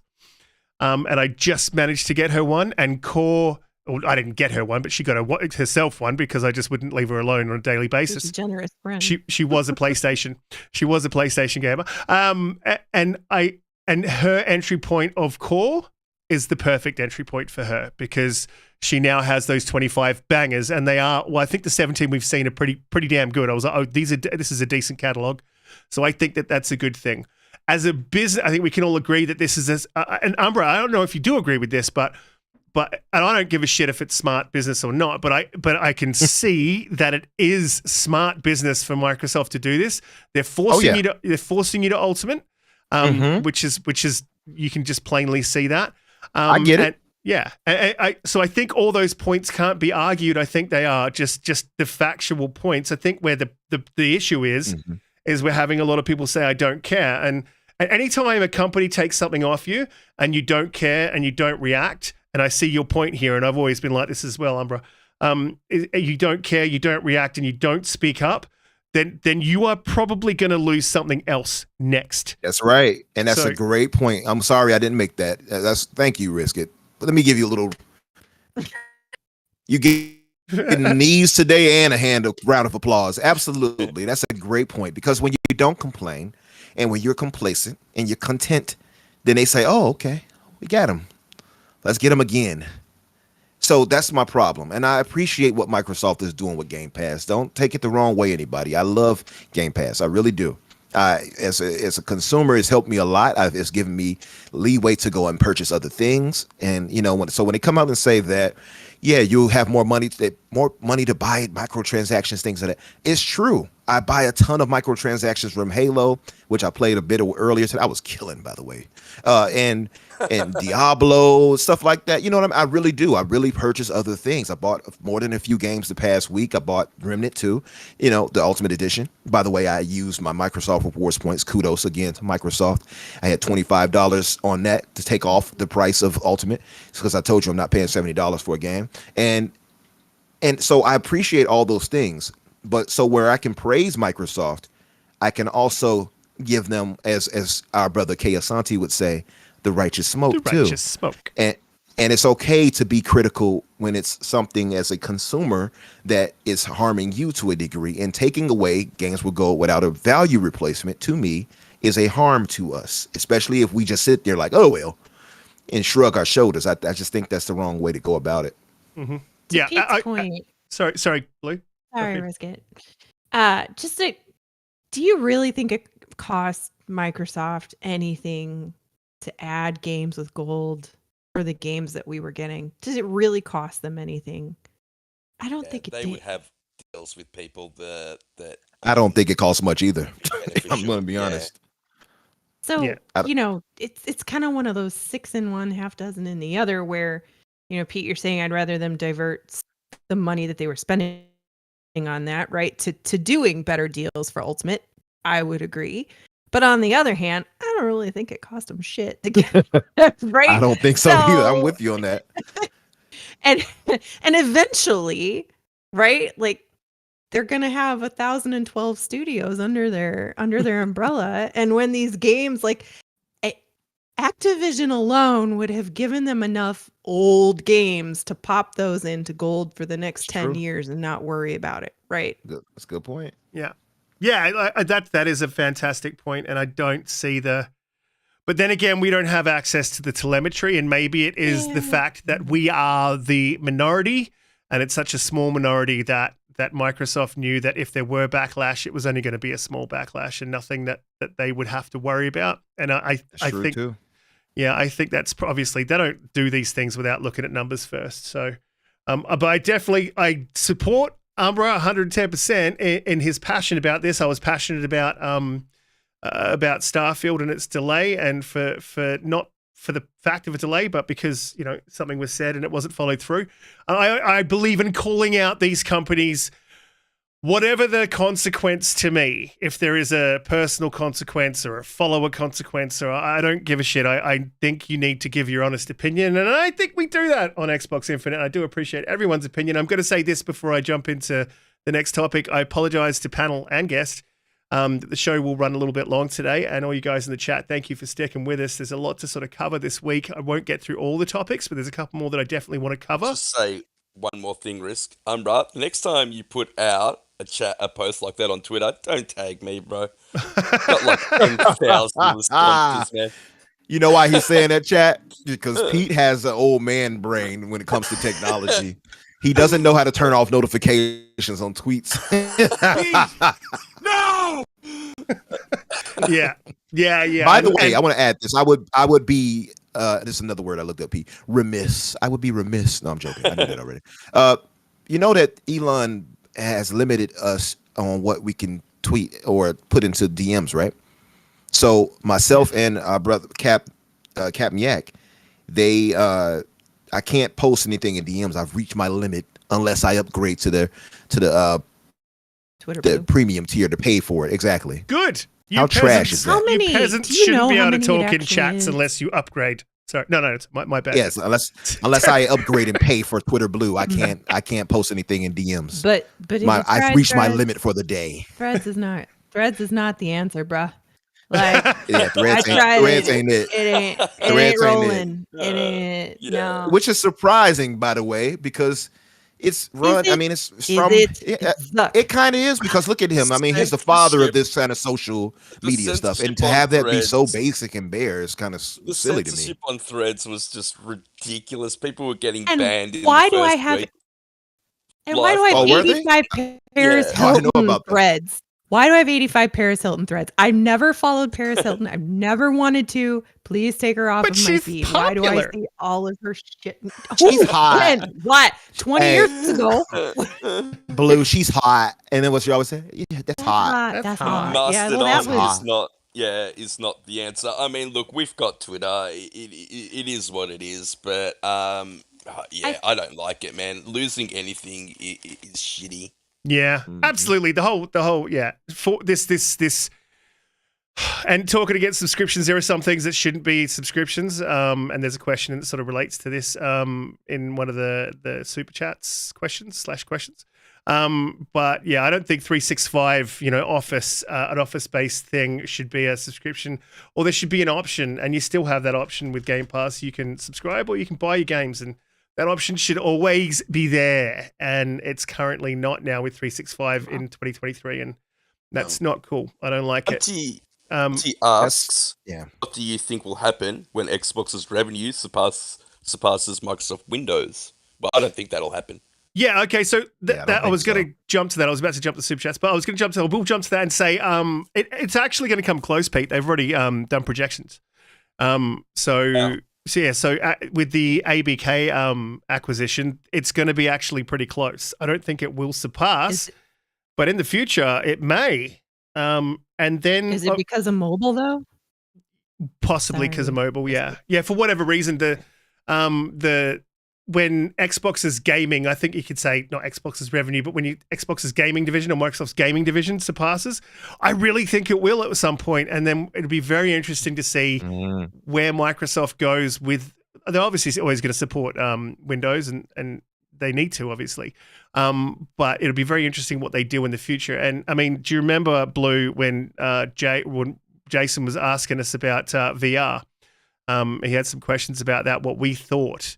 I'm not saying that they're going to make a VR headset. He was just asking some questions to see where we were at as gamers on VR. So, very interesting in the future. We might see VR and stuff like that when the revenue is definitely there. And I think they've proven themselves. I don't think they've quite proven themselves yet, but they will. I'm going to get into the super chats before I do, guys. If you're new here, please. Before you do, hold on, Risk. Before you go to that, I just want to point out that Windows has 1.5 billion users. Microsoft's not catching up to them on Xbox anytime soon with the Game Pass. It's going to be a long time. That's because of government accounts, though. Sure, but that's what I mean. It's still them Yeah. using it. There's 1.5 billion users. That's going to be a long time before they catch up with that Game Pass, if ever. Yeah, I think they will. Well, not Game Pass, but the Xbox ecosystem as a whole. So mobile, console, Game Pass, all this stuff. So, guys, if you are new here, please hit the subscribe button. We go live every Friday, 8 p.m. EST. If you're in Australia, I'm told it's 10 o'clock a.m. Australian Eastern Standard Time. And if you're not new, guys, thank you for all your support every week coming out to support us. Please hit the like button. Jax82 with the $1.99 super chat. He says, console tier is forcing you to go ultimate. Yes, it is. 110%. Hagit Shani with the $5 super chat. He said, it's not like console tier changed. It's always been like this. Ultimate included gold, which made it worth it if you play online. Yeah, and that's sort of true. We covered that, but you still do lose something, whether you think the games were good or they weren't good. I know Hargeet downloads them. I downloaded them. Everyone on the panel downloads them, but we may be the minority, and that's probably why they've done this. Even though I do think it's underhanded. Blue actually made a comment under that I thought was poignant. You see that, Pete? I'm using all the big words today. That's a caveat for you, Pete. Yeah, that's a caveat there. Tomatoes in the chat. Yeah, she made a great point. What was your counter to that, Blue? I forgot exactly what you said, but you said Hargeet's chat was that they've always charged for console tier. Oh, I mean, excuse me, not they never had multiplayer in it. Rather, I believe was the point. And you said, well, I think you alluded to something since they restructured. Shouldn't that possibly change? Why not do it now? Or why not do everything now was my point. Like if you're doing this now, rehaul everything, right? Which is what makes me think that the family the family thing isn't Exactly coming anytime perfect. I love the segue. That's exactly what I was doing. Let's segue into that. See what I did there? See what I did there? You hit the magic word of the day. I absolutely all like falling that's apart. an achievement right there. Loving it. Nice. Yeah, Game Pass Family and Friends deal ended, and what a lot of people didn't know about this was that it was a beta. Weird that people didn't know this because it literally had beta at the end of the Game Pass Family and Friends beta was running in a few specific countries, and I think they were targeted in the countries that they did it in. And this is what has me concerned. Now I would say if they bring back a Family and Friends and they release that throughout all their regions, that for me would be enough for me to go, all right, cool, you took away gold, but now you're giving me an option to sort of spread this cost out amongst my family and friends. Fantastic. I'm not too worried about gold now because that's giving you something back. To me, I would see that as giving back. But what concerns me is their announcement. And there's a specific sentence in this announcement that is concerning. It says their announcement was, we're excited about how the Family and Friends plan has resonated with gamers and will be evaluating the learnings to help create an offer that we can bring to more players worldwide in the future. The Microsoft spokesperson said. Bob said, all active members of the Family and Friends plans will receive Xbox Game Pass as a thank you for participating and a way to ensure you continue to play the games they love after the preview ends. The concerning sentence here is this.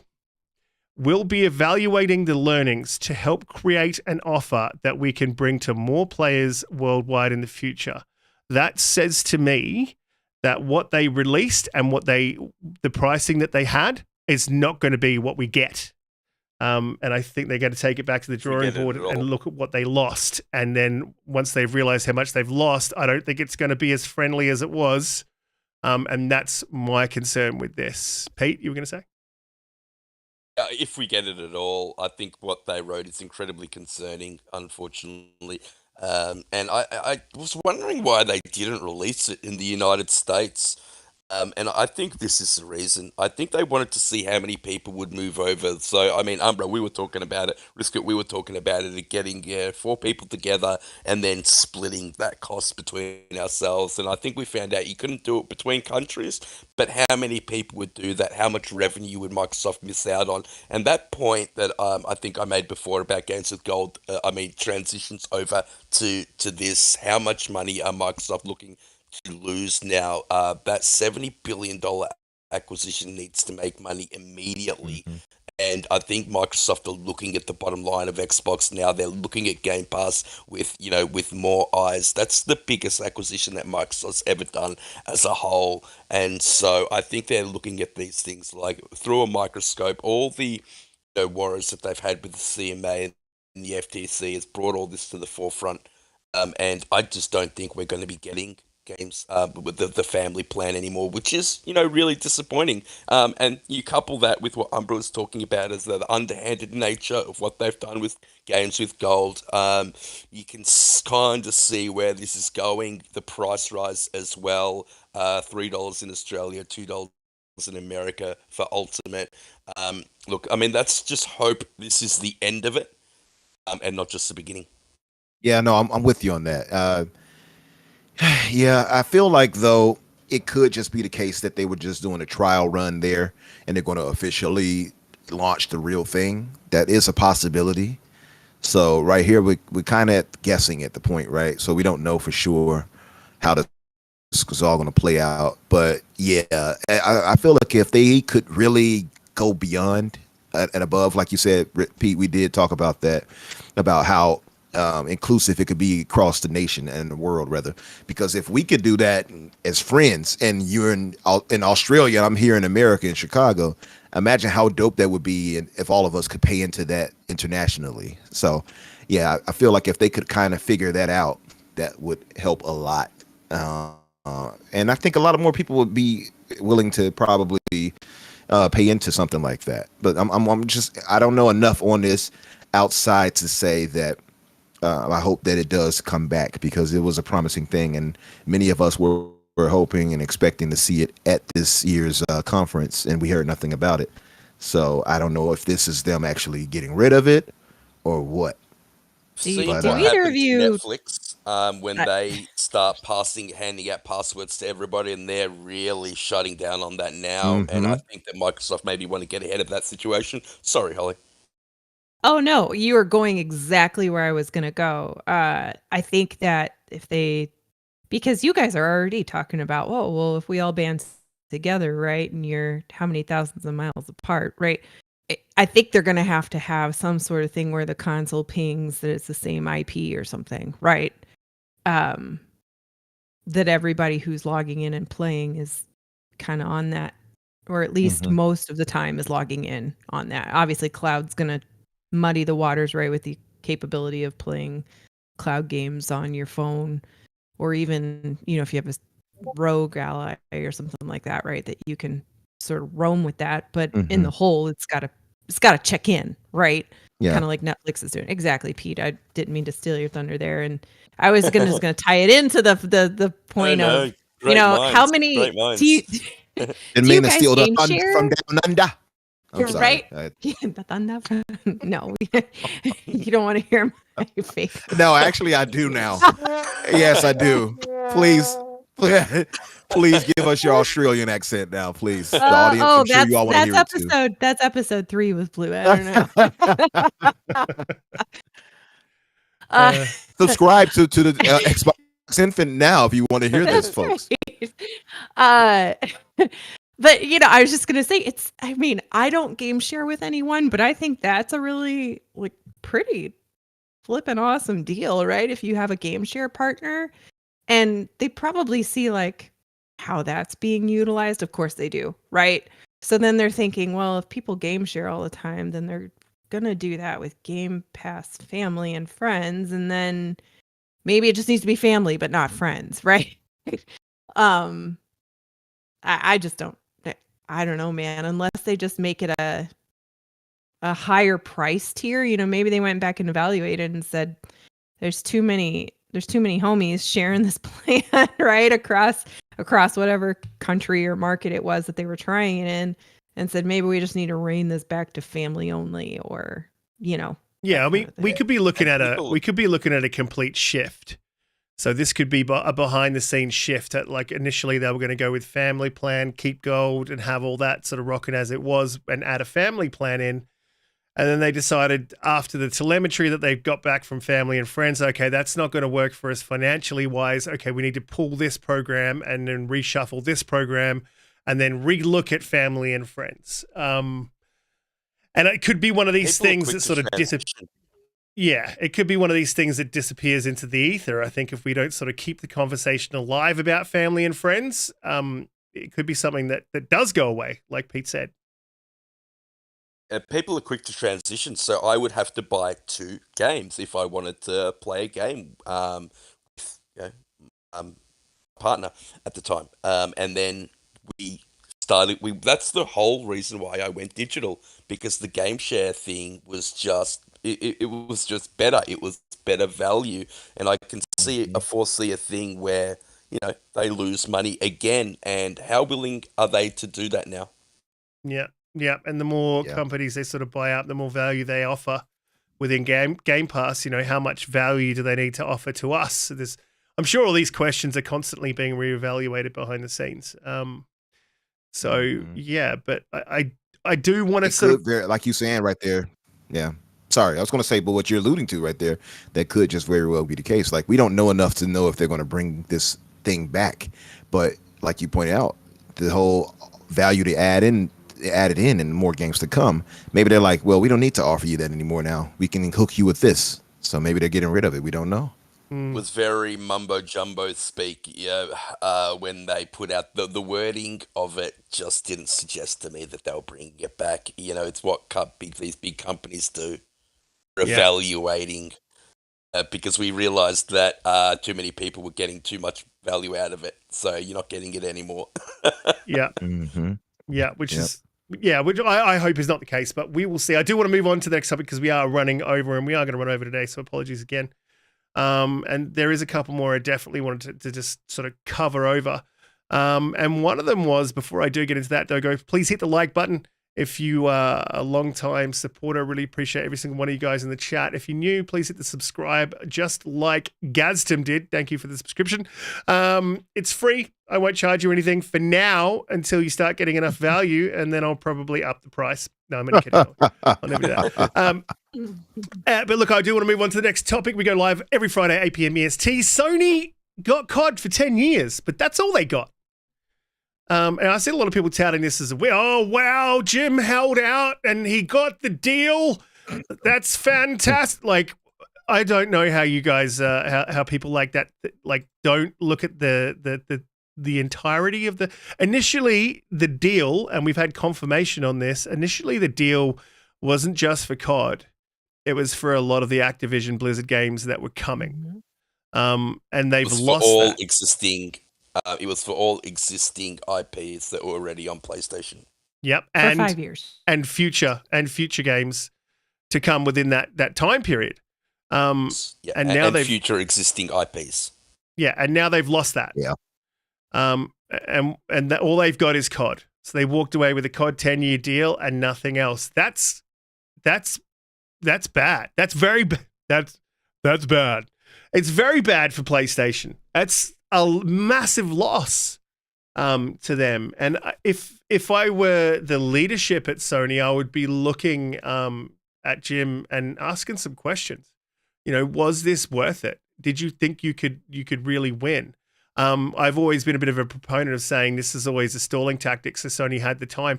Was the stalling tactic worth losing all of those existing IPs? I would be asking some questions if I was Sony behind the scenes, and I think they had a bit of an Aaron moment where they done fucked up. Pete, what are your thoughts on? Do you think this sort of hurts Sony in the long run? I do. Yeah, I definitely think that they missed out. All existing IPs and future of those IPs for 5 years, I think is a better deal than COD only for 10 years. I think Jim Ryan held out. He played poker and lost. And so, yeah, I think you're right, Riskit. I think that he needs to be looked at, not only for this, but his whole games of a service model that he's implementing now. The pushback within the community it's gaining velocity, it's gaining momentum. And so all these things, I think, need to be looked at. I think more and more that this generation goes on, the better and better Sean Layden looks, in my eyes. And I think to the eyes of a lot of the PlayStation fan base. And do you think the Xbox was ever going to take Call of Duty off PlayStation? I don't think they ever were. Games like Call of Duty need a big existing player base to succeed. We've seen what happens to Halo when, in places like Australia, when that player base isn't there, it's incredibly difficult to get a game. I know Call of Duty isn't Halo, but, when you look at it from that viewpoint, I think that they lose all those single-player games now that they were going to get, and now Microsoft can make it on a case-by-case basis. Will Diablo 5 have to come out to PlayStation? Do they need them? Well, no. No, now they can now have it exclusively on Game Pass. And you can argue a lot with the other IPs as well. Yeah, absolutely. And those kind of massive releases are definitely going to have a negative effect in the future. I don't think we're going to see anything, in the near future. But Blue, I mean, I know you haven't turned on your PS. Like me, mine's gathering dust. But do you think this is going to eventually level the playing field for Microsoft if they make this decision to go exclusive and on Game Pass? And there's games where it will make sense to do it. I don't think all games will be, but I think there's definitely some that make sense.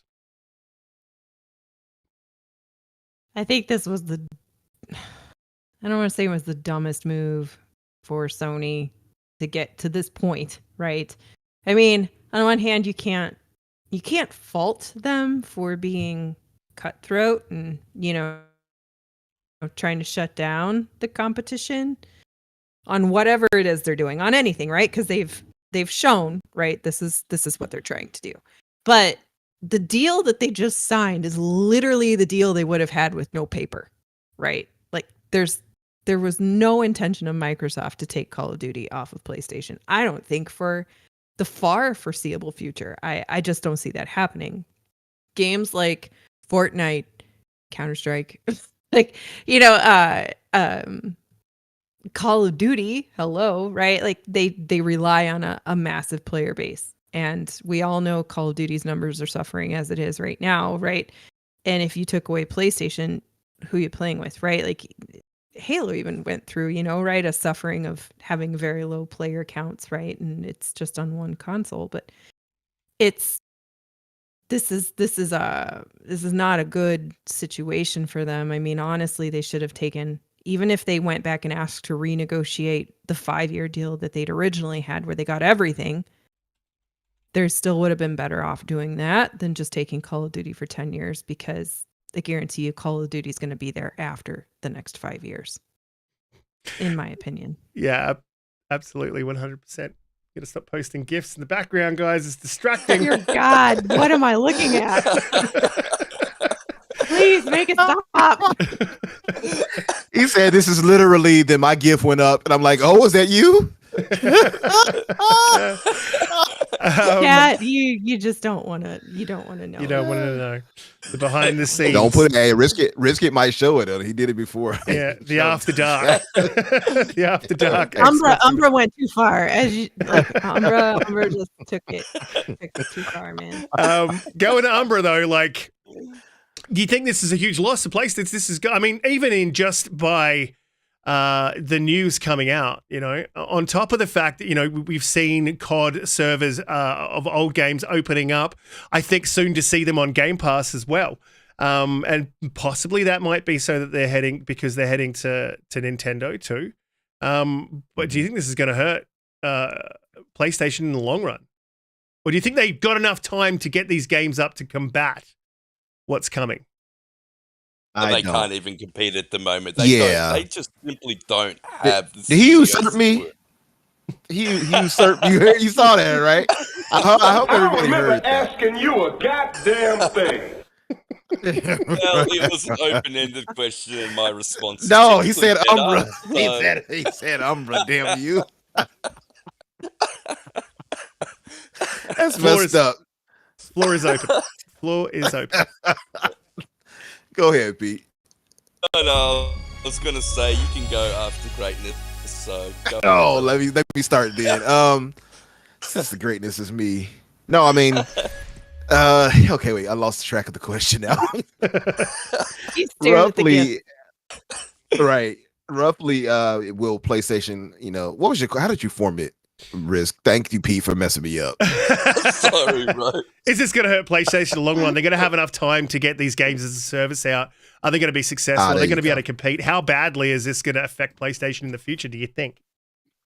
Well, I'm not sure how much it'll affect them at the moment. I guess we have to see what other IP that this acquisition brings in. But once things like Call of Duty and Blizzard games like Diablo and WoW, if they can manage to get that over to console, which they should at this point, that's when we're going to start seeing these dividends pay off. As far as will they miss it, I think you said, as far as will they get their services up? Sorry, will they get their services up? No. And Pete was kind of leading into that by saying they're already behind now. So, yeah, I don't think at that point they'll be ready to have those games rolling well enough to counter what they have going here at Microsoft. On top of that, too, I'll add that typically, as we already know, most of these service games fail. So some of them are going to fail and not do well. But then I will give you this, and I've said it before, I'll say it again. Our Hooves brothers are particularly fanatical. And if it comes to anything, they are going to support Sony, even at their own, detriment. So even if it's a game they don't care for, even if it's something that they don't like, and some of our bots on this side do it too, Redfall, but even if it's to their detriment, they're going to support Sony. That's one thing I'll give them. They're super loyal even to their own detriment, though. I don't care for that part, but so I think that they'll carry those games enough. I just don't know how long the stick-to-itiveness as they would say it would have as far as things. But at a point, everything has to break. And once these games start hitting like they're going to, and if they stay and remain at the quality they've been, or improve if possible, then yeah, it's going to hurt. It's going to hurt after a while for a fact. But Sony, I think it seems to be the case that Jim Ryan only cared about COD anyway. And that's what we had heard throughout the whole trial was COD. So I think that they got what they wanted, but Microsoft also got what they wanted. They were playing 4D chess the entire time. They never did not want it to not be on PlayStation, if that broken language made any sense to you all. They always wanted it on PlayStation. So Yeah. it works out in the long run for them. And they don't get the next Tony Hawk or Diablo and Mm-hmm. Guitar Hero, it's going to hurt them. I mean, it's as simple as that. Mhm. Yeah, I mean, over time, I think it definitely is gonna hurt them. And I think when you think about their hardcore fan base, absolutely, I think they'll stick with them. That's what they do for the most part. But I think in the end, it's the casuals that you want to pull into your ecosystem, and I think that's what Microsoft's aiming for. And I think that the games coming from Activision Blizzard will do that. We don't know what they are yet. If they'll have any new IPs, if they have any old IP, it'd be interesting to see how they roll. But if you do a StarCraft, you can guarantee that's going to pull a lot of people across. So yeah, I think this is in the long run, from my personal opinion, definitely going to hurt them. We do have one more topic that I do want to cover, and it's it could be a little bit contentious, not as contentious as the ones that we've had. But before I do, guys, please, if you have not hit the like button, please do hit the like button. Really helps out the show. If you're new here, hit the subscribe button, and I really appreciate Roshan for subscribing. Thank you very, very much. Next topic being our Playground's narrative lead on Fable left. She was there from 2021, and she posted on Twitter saying, "Friends, I have news. In August, I'm stepping away from my role as narrative lead on Fable. I've had wonderful years scribbling away in my fairy tale cottage, but the time feels right for new challenges." Very important. The time feels right. "Working on Fable was a dream come true for me, and it's wrenching to leave it behind, but Playground has assembled a heroically talented team, so I know it's in good hands. I'm excited for what's coming next for them and for me. Taking some time off to rest from a wildly busy year. I wrote 2 books, y'all, but I'll be ready for a new project in October." She followed that up with a tweet saying, "Some folks are being silly, so let me be clear. I reached a good stopping point to jump off the project, so I did. And I decided to take some small break before jumping into my next gig. That's it. I have nothing but fondness and respect for Playground and my colleagues there."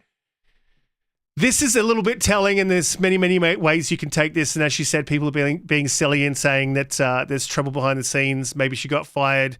The development's not going well. I didn't take it that way. Maybe that's because I am an expert. But the way I took it was that if she's a narrative lead, she's got that story to a point where you're looking at filling in side quests here and things like that if they haven't already finished the narrative. I think this is sort of a positive. Her remarks were a positive thing, and it hasn't brought down my excitement for Fable. Fable is like the game that I've been waiting for since they announced it way back in 2020. So, yeah, for me, I don't see this as a bad thing. I would like, depending on how well this goes, fucking gifts. Depending on how well this goes, the release of Fable, it might be a bit of a loss to the team. I could definitely say that, but she seemed to have faith. Blue, what do you think? Do you think that this is going to hurt Fable? Like, it seems to me they've got it to a good point, which is hopefully we're looking at a release in 2024. What are your overall thoughts, Blue? Oh. I don't have much for that. It seems like there's a lot of turnover in the game development world, it seems. She's a busy lady. She wrote a book or 2 books, right? And worked on this, and Fable looked pretty good in that trailer that we saw, right? Generally speaking, I think that most people, unless they just got burned hard, are really good about passing, information and trying to collaborate. And usually, from what I've seen in the game development industry, right? There's a lot of collaboration. So having one person, doing everything is probably not the case. So I think it'll be fine. And I hope she goes on to do something awesome. Do you think that we're looking at a Fable that's pretty close to done narratively? I think you have to, right? You have to know where the story's going because what are we projecting? Fable 24? I'm hoping for 24. Yeah. So, you have to have a story to know what assets you need, right? I think it's obviously there's tweaks along the way, right? Narratives change, but I think there's a strong story already very well advanced, and probably a lot of the dialogue is probably already done too. So yeah, probably an easy time to move. Yeah, Pete, do you think that we're at a point with Fable now that we're going to see a launch in 2024? You think this sort of bodes well or negatively? And Pete is asleep. Yeah, sorry, I didn't know you went to me, mate. I think that this means that Fable is done narratively. That's the way I took it. I think the way she wrote it, and then she came back and then, went over it again, that this is nothing more than that she thought that the game was in a good place and a great time for her to leave. And I think she has done an excellent job. I've heard nothing but good things about the story of Fable, that says that it seems that they've stayed true to the soul of that IP. I think a lot of people were a little bit worried about that. And so I can't wait to play this game. That little snippet we saw in the showcase just made me even more excited for this game. I hope we get it in 2024. That would be awesome. Either late 2024 or early 2025 is my prediction. And yeah, I agree with Holly 100%. Whatever she does in the future, I wish her nothing but success. I cannot wait to play Fable. Do you agree? Well, let me be the negative Nancy here. She left us. I hope she fails. No, I'm sorry. No, I mean, when we see these departures, it's always made to be this grand thing. So by her saying that she had nothing but the best of work conditions and situations, and that she's leaving in good standing, I believe her. I don't doubt that. And Playground seems to facilitate that anyway, especially under Microsoft. Microsoft is top notch when it comes to, I guess, employee. What's the word I want to use here? For employee satisfaction, if you will. They've been rated number one plenty of times over the years. So I can see that culture breeding into their other companies too. So, but Playground has had nothing but positives when it comes to that. So I don't doubt that. It seems scary though, because us as these gifts are crazy. Us as gamers, we see this stuff and we get worried. Playground, we just saw the showcase where it showed it looking the way it did, and we're like, all right, they're on the right track. We're finally getting somewhere after all this time. We finally see this in action, which still looks unbelievable. And then we see this, and it's like, okay, how the hell far back is Fable now? And what did this do? Did this set it further back? Is this going to damage the storytelling potential? Things like that will creep into our minds. So I'm hoping that, outside of her leaving in good standing, that she left the story and things like that further ahead, where people, whoever else I guess they're going to replace her with, have some foundation. I'm sure they did have a great foundation to work on, because it would absolutely suck that in the 11th hour she leaves and all of a sudden, the story goes to shit. Excuse my language. So let's hope that's not the case here. But yeah, I guess it's much ado about nothing in this case, but it definitely does seem concerning, at least just off the face of her having the role she had. But yeah, absolutely good luck to her going forward. Yeah, I mean, you can sort of see it that. I see it that way. I get it. Then that depends on where we're at with the stories, and we just don't know. I mean, if the story's at a point where, hey, we're there, good time for you to jump off, like she said, then great. If we're not at a good point, then yeah, it is concerning. But we just don't know. But it's definitely something that's fun to sort of postulate about. But guys, the show has run over massively, and I hate running into Mav's show. which is a fantastic show. You guys can definitely jump over there and check that out and check out Cutie's show while you're bouncing around throughout the podcast. Doc Dark, what an absolute champion. Go to his channel and check it out. It's flat out laughs all the time. Love Doc's channel. Great fan of Doc and what he does. But yeah, it's been an absolutely fantastic show. You guys have been absolutely amazing, and we're out. See you later. No, I'm kidding. Blue was a fantastic show. Thank you for coming on again, giving us your time, giving us your takes. And please let the people know where they can find you, what you'd be up to. And if you do want to find her and you forget where you can, head down in the description, click on the links, and you'll be able to find her online. Blue? Yeah. I am on Twitter, which of course Riskit said he'll put that on there. And then Xbox, PlayStation, Nintendo, all of them, I have the same gamer tag, which is that blue number. So come and find me there and add me, and that's where I am usually. A true gamer. That's my life. True gamer. You won't find her on Thank Twitter. Thank you very but you much, will find her on guys. Xbox. Yeah. Thanks for the razzing it. I mean, Infinite. All his Twitter is linked. I put up in the chat way a long time ago, like hands up for Umbra to sing, and I got a lot of hands up, and Umbra doobie do. Going to the mute. See, got to be careful because I have to sneak it in there because Riskit will get. He'll get what they want. Okay. Yeah, that's what I told him. I told him that before, Blue, and he's like, I don't know. I don't like good music. I get it. He doesn't. He doesn't understand. But I'm with you on that, Blue. Disabled. Umbra, you're at the top of the pack this week. Hopefully no singing. I don't want to have to mute you, but like another fantastic show. Great takes. Your Game Pass takes were terrible and wrong. No, they were great. Please let people know where they can find you, what you'll be up to, talk about your show, and if you want to find any one of the panel, any one of the guests, links, they are down in the description. Head down there. The link will take you straight to where you can find them. Umbra, what will you be up to this week? Yes. I had a great show the other day. I had a good amount of people that came through too. So thank you all for coming through. Continue to come through and support it, brother, on Thursdays at 8 o'clock Eastern. Blue, I got to get you to come through sometime. We need a little more class in there. All men all the time. We need to step it up a bit. Yeah, you need some touch. Right? I get it. Absolutely. No, God, please, no. The heathen in me made me almost make a joke that I'm glad I didn't. I realized after I said it, and I was like, I'm prepared. Let's do it. Yeah. Hey, let's do it. Hey. Let me move on before All right, I'm gonna shut up. Taking a page out of Pete right there. Anyway, Tuesdays at 12 o'clock Eastern. Oh, I got Pete good on that one. Oh yeah, I'm sure.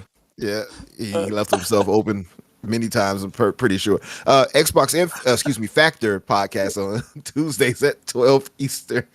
My show Xbox, The Fix rather, on Thursday at 8 in Eastern, and of course here with us on Fridays at 8 Eastern. So we thank you all for coming through and supporting us. You can find me on Twitter under Infinite Umbra or Umbra Infinite. You'll find me either way. And Blue, thanks for joining us.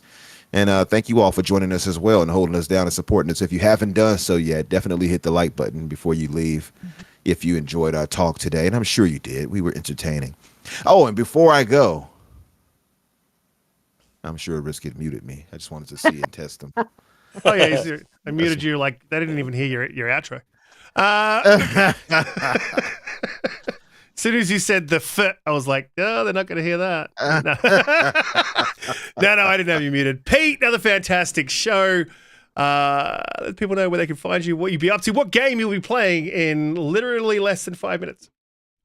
Hey, you can find me everywhere at JediKnightPete. Holly, amazing to have you second time round. Umbra, I don't know why you keep sending me messages in the background saying that she still needs work, and even though she was on the second time, it still wasn't very good, bro. I thought she was amazing, man. Don't listen to him. I never said any of these lies. That's not true. His messages mid-podcast, bro. I thought you were amazing, Holly. Don't listen to Umbra. He just got listen.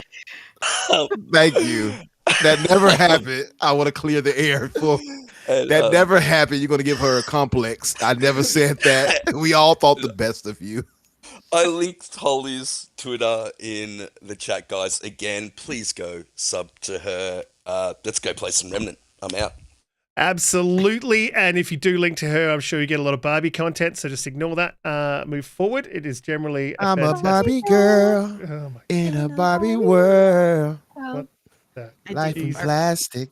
No! been God, fantastic. please, no! No!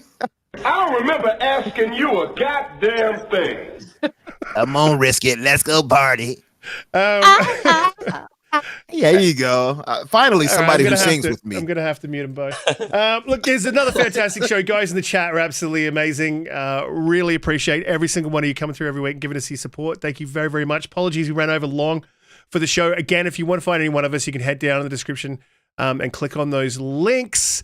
If you're new, subscribe. If you didn't, hit the like on the way out. Really appreciate every single one of you. Guests, you were amazing. Thank you, Blue. Even though Pete was talking shit about you in a chat behind, I'll speak to you about that after the show. Another fantastic week, and we'll see you all next week. Have a good one, y'all. Later, guys. Bye. I'm a Barbie girl. Oh my ears are bleeding.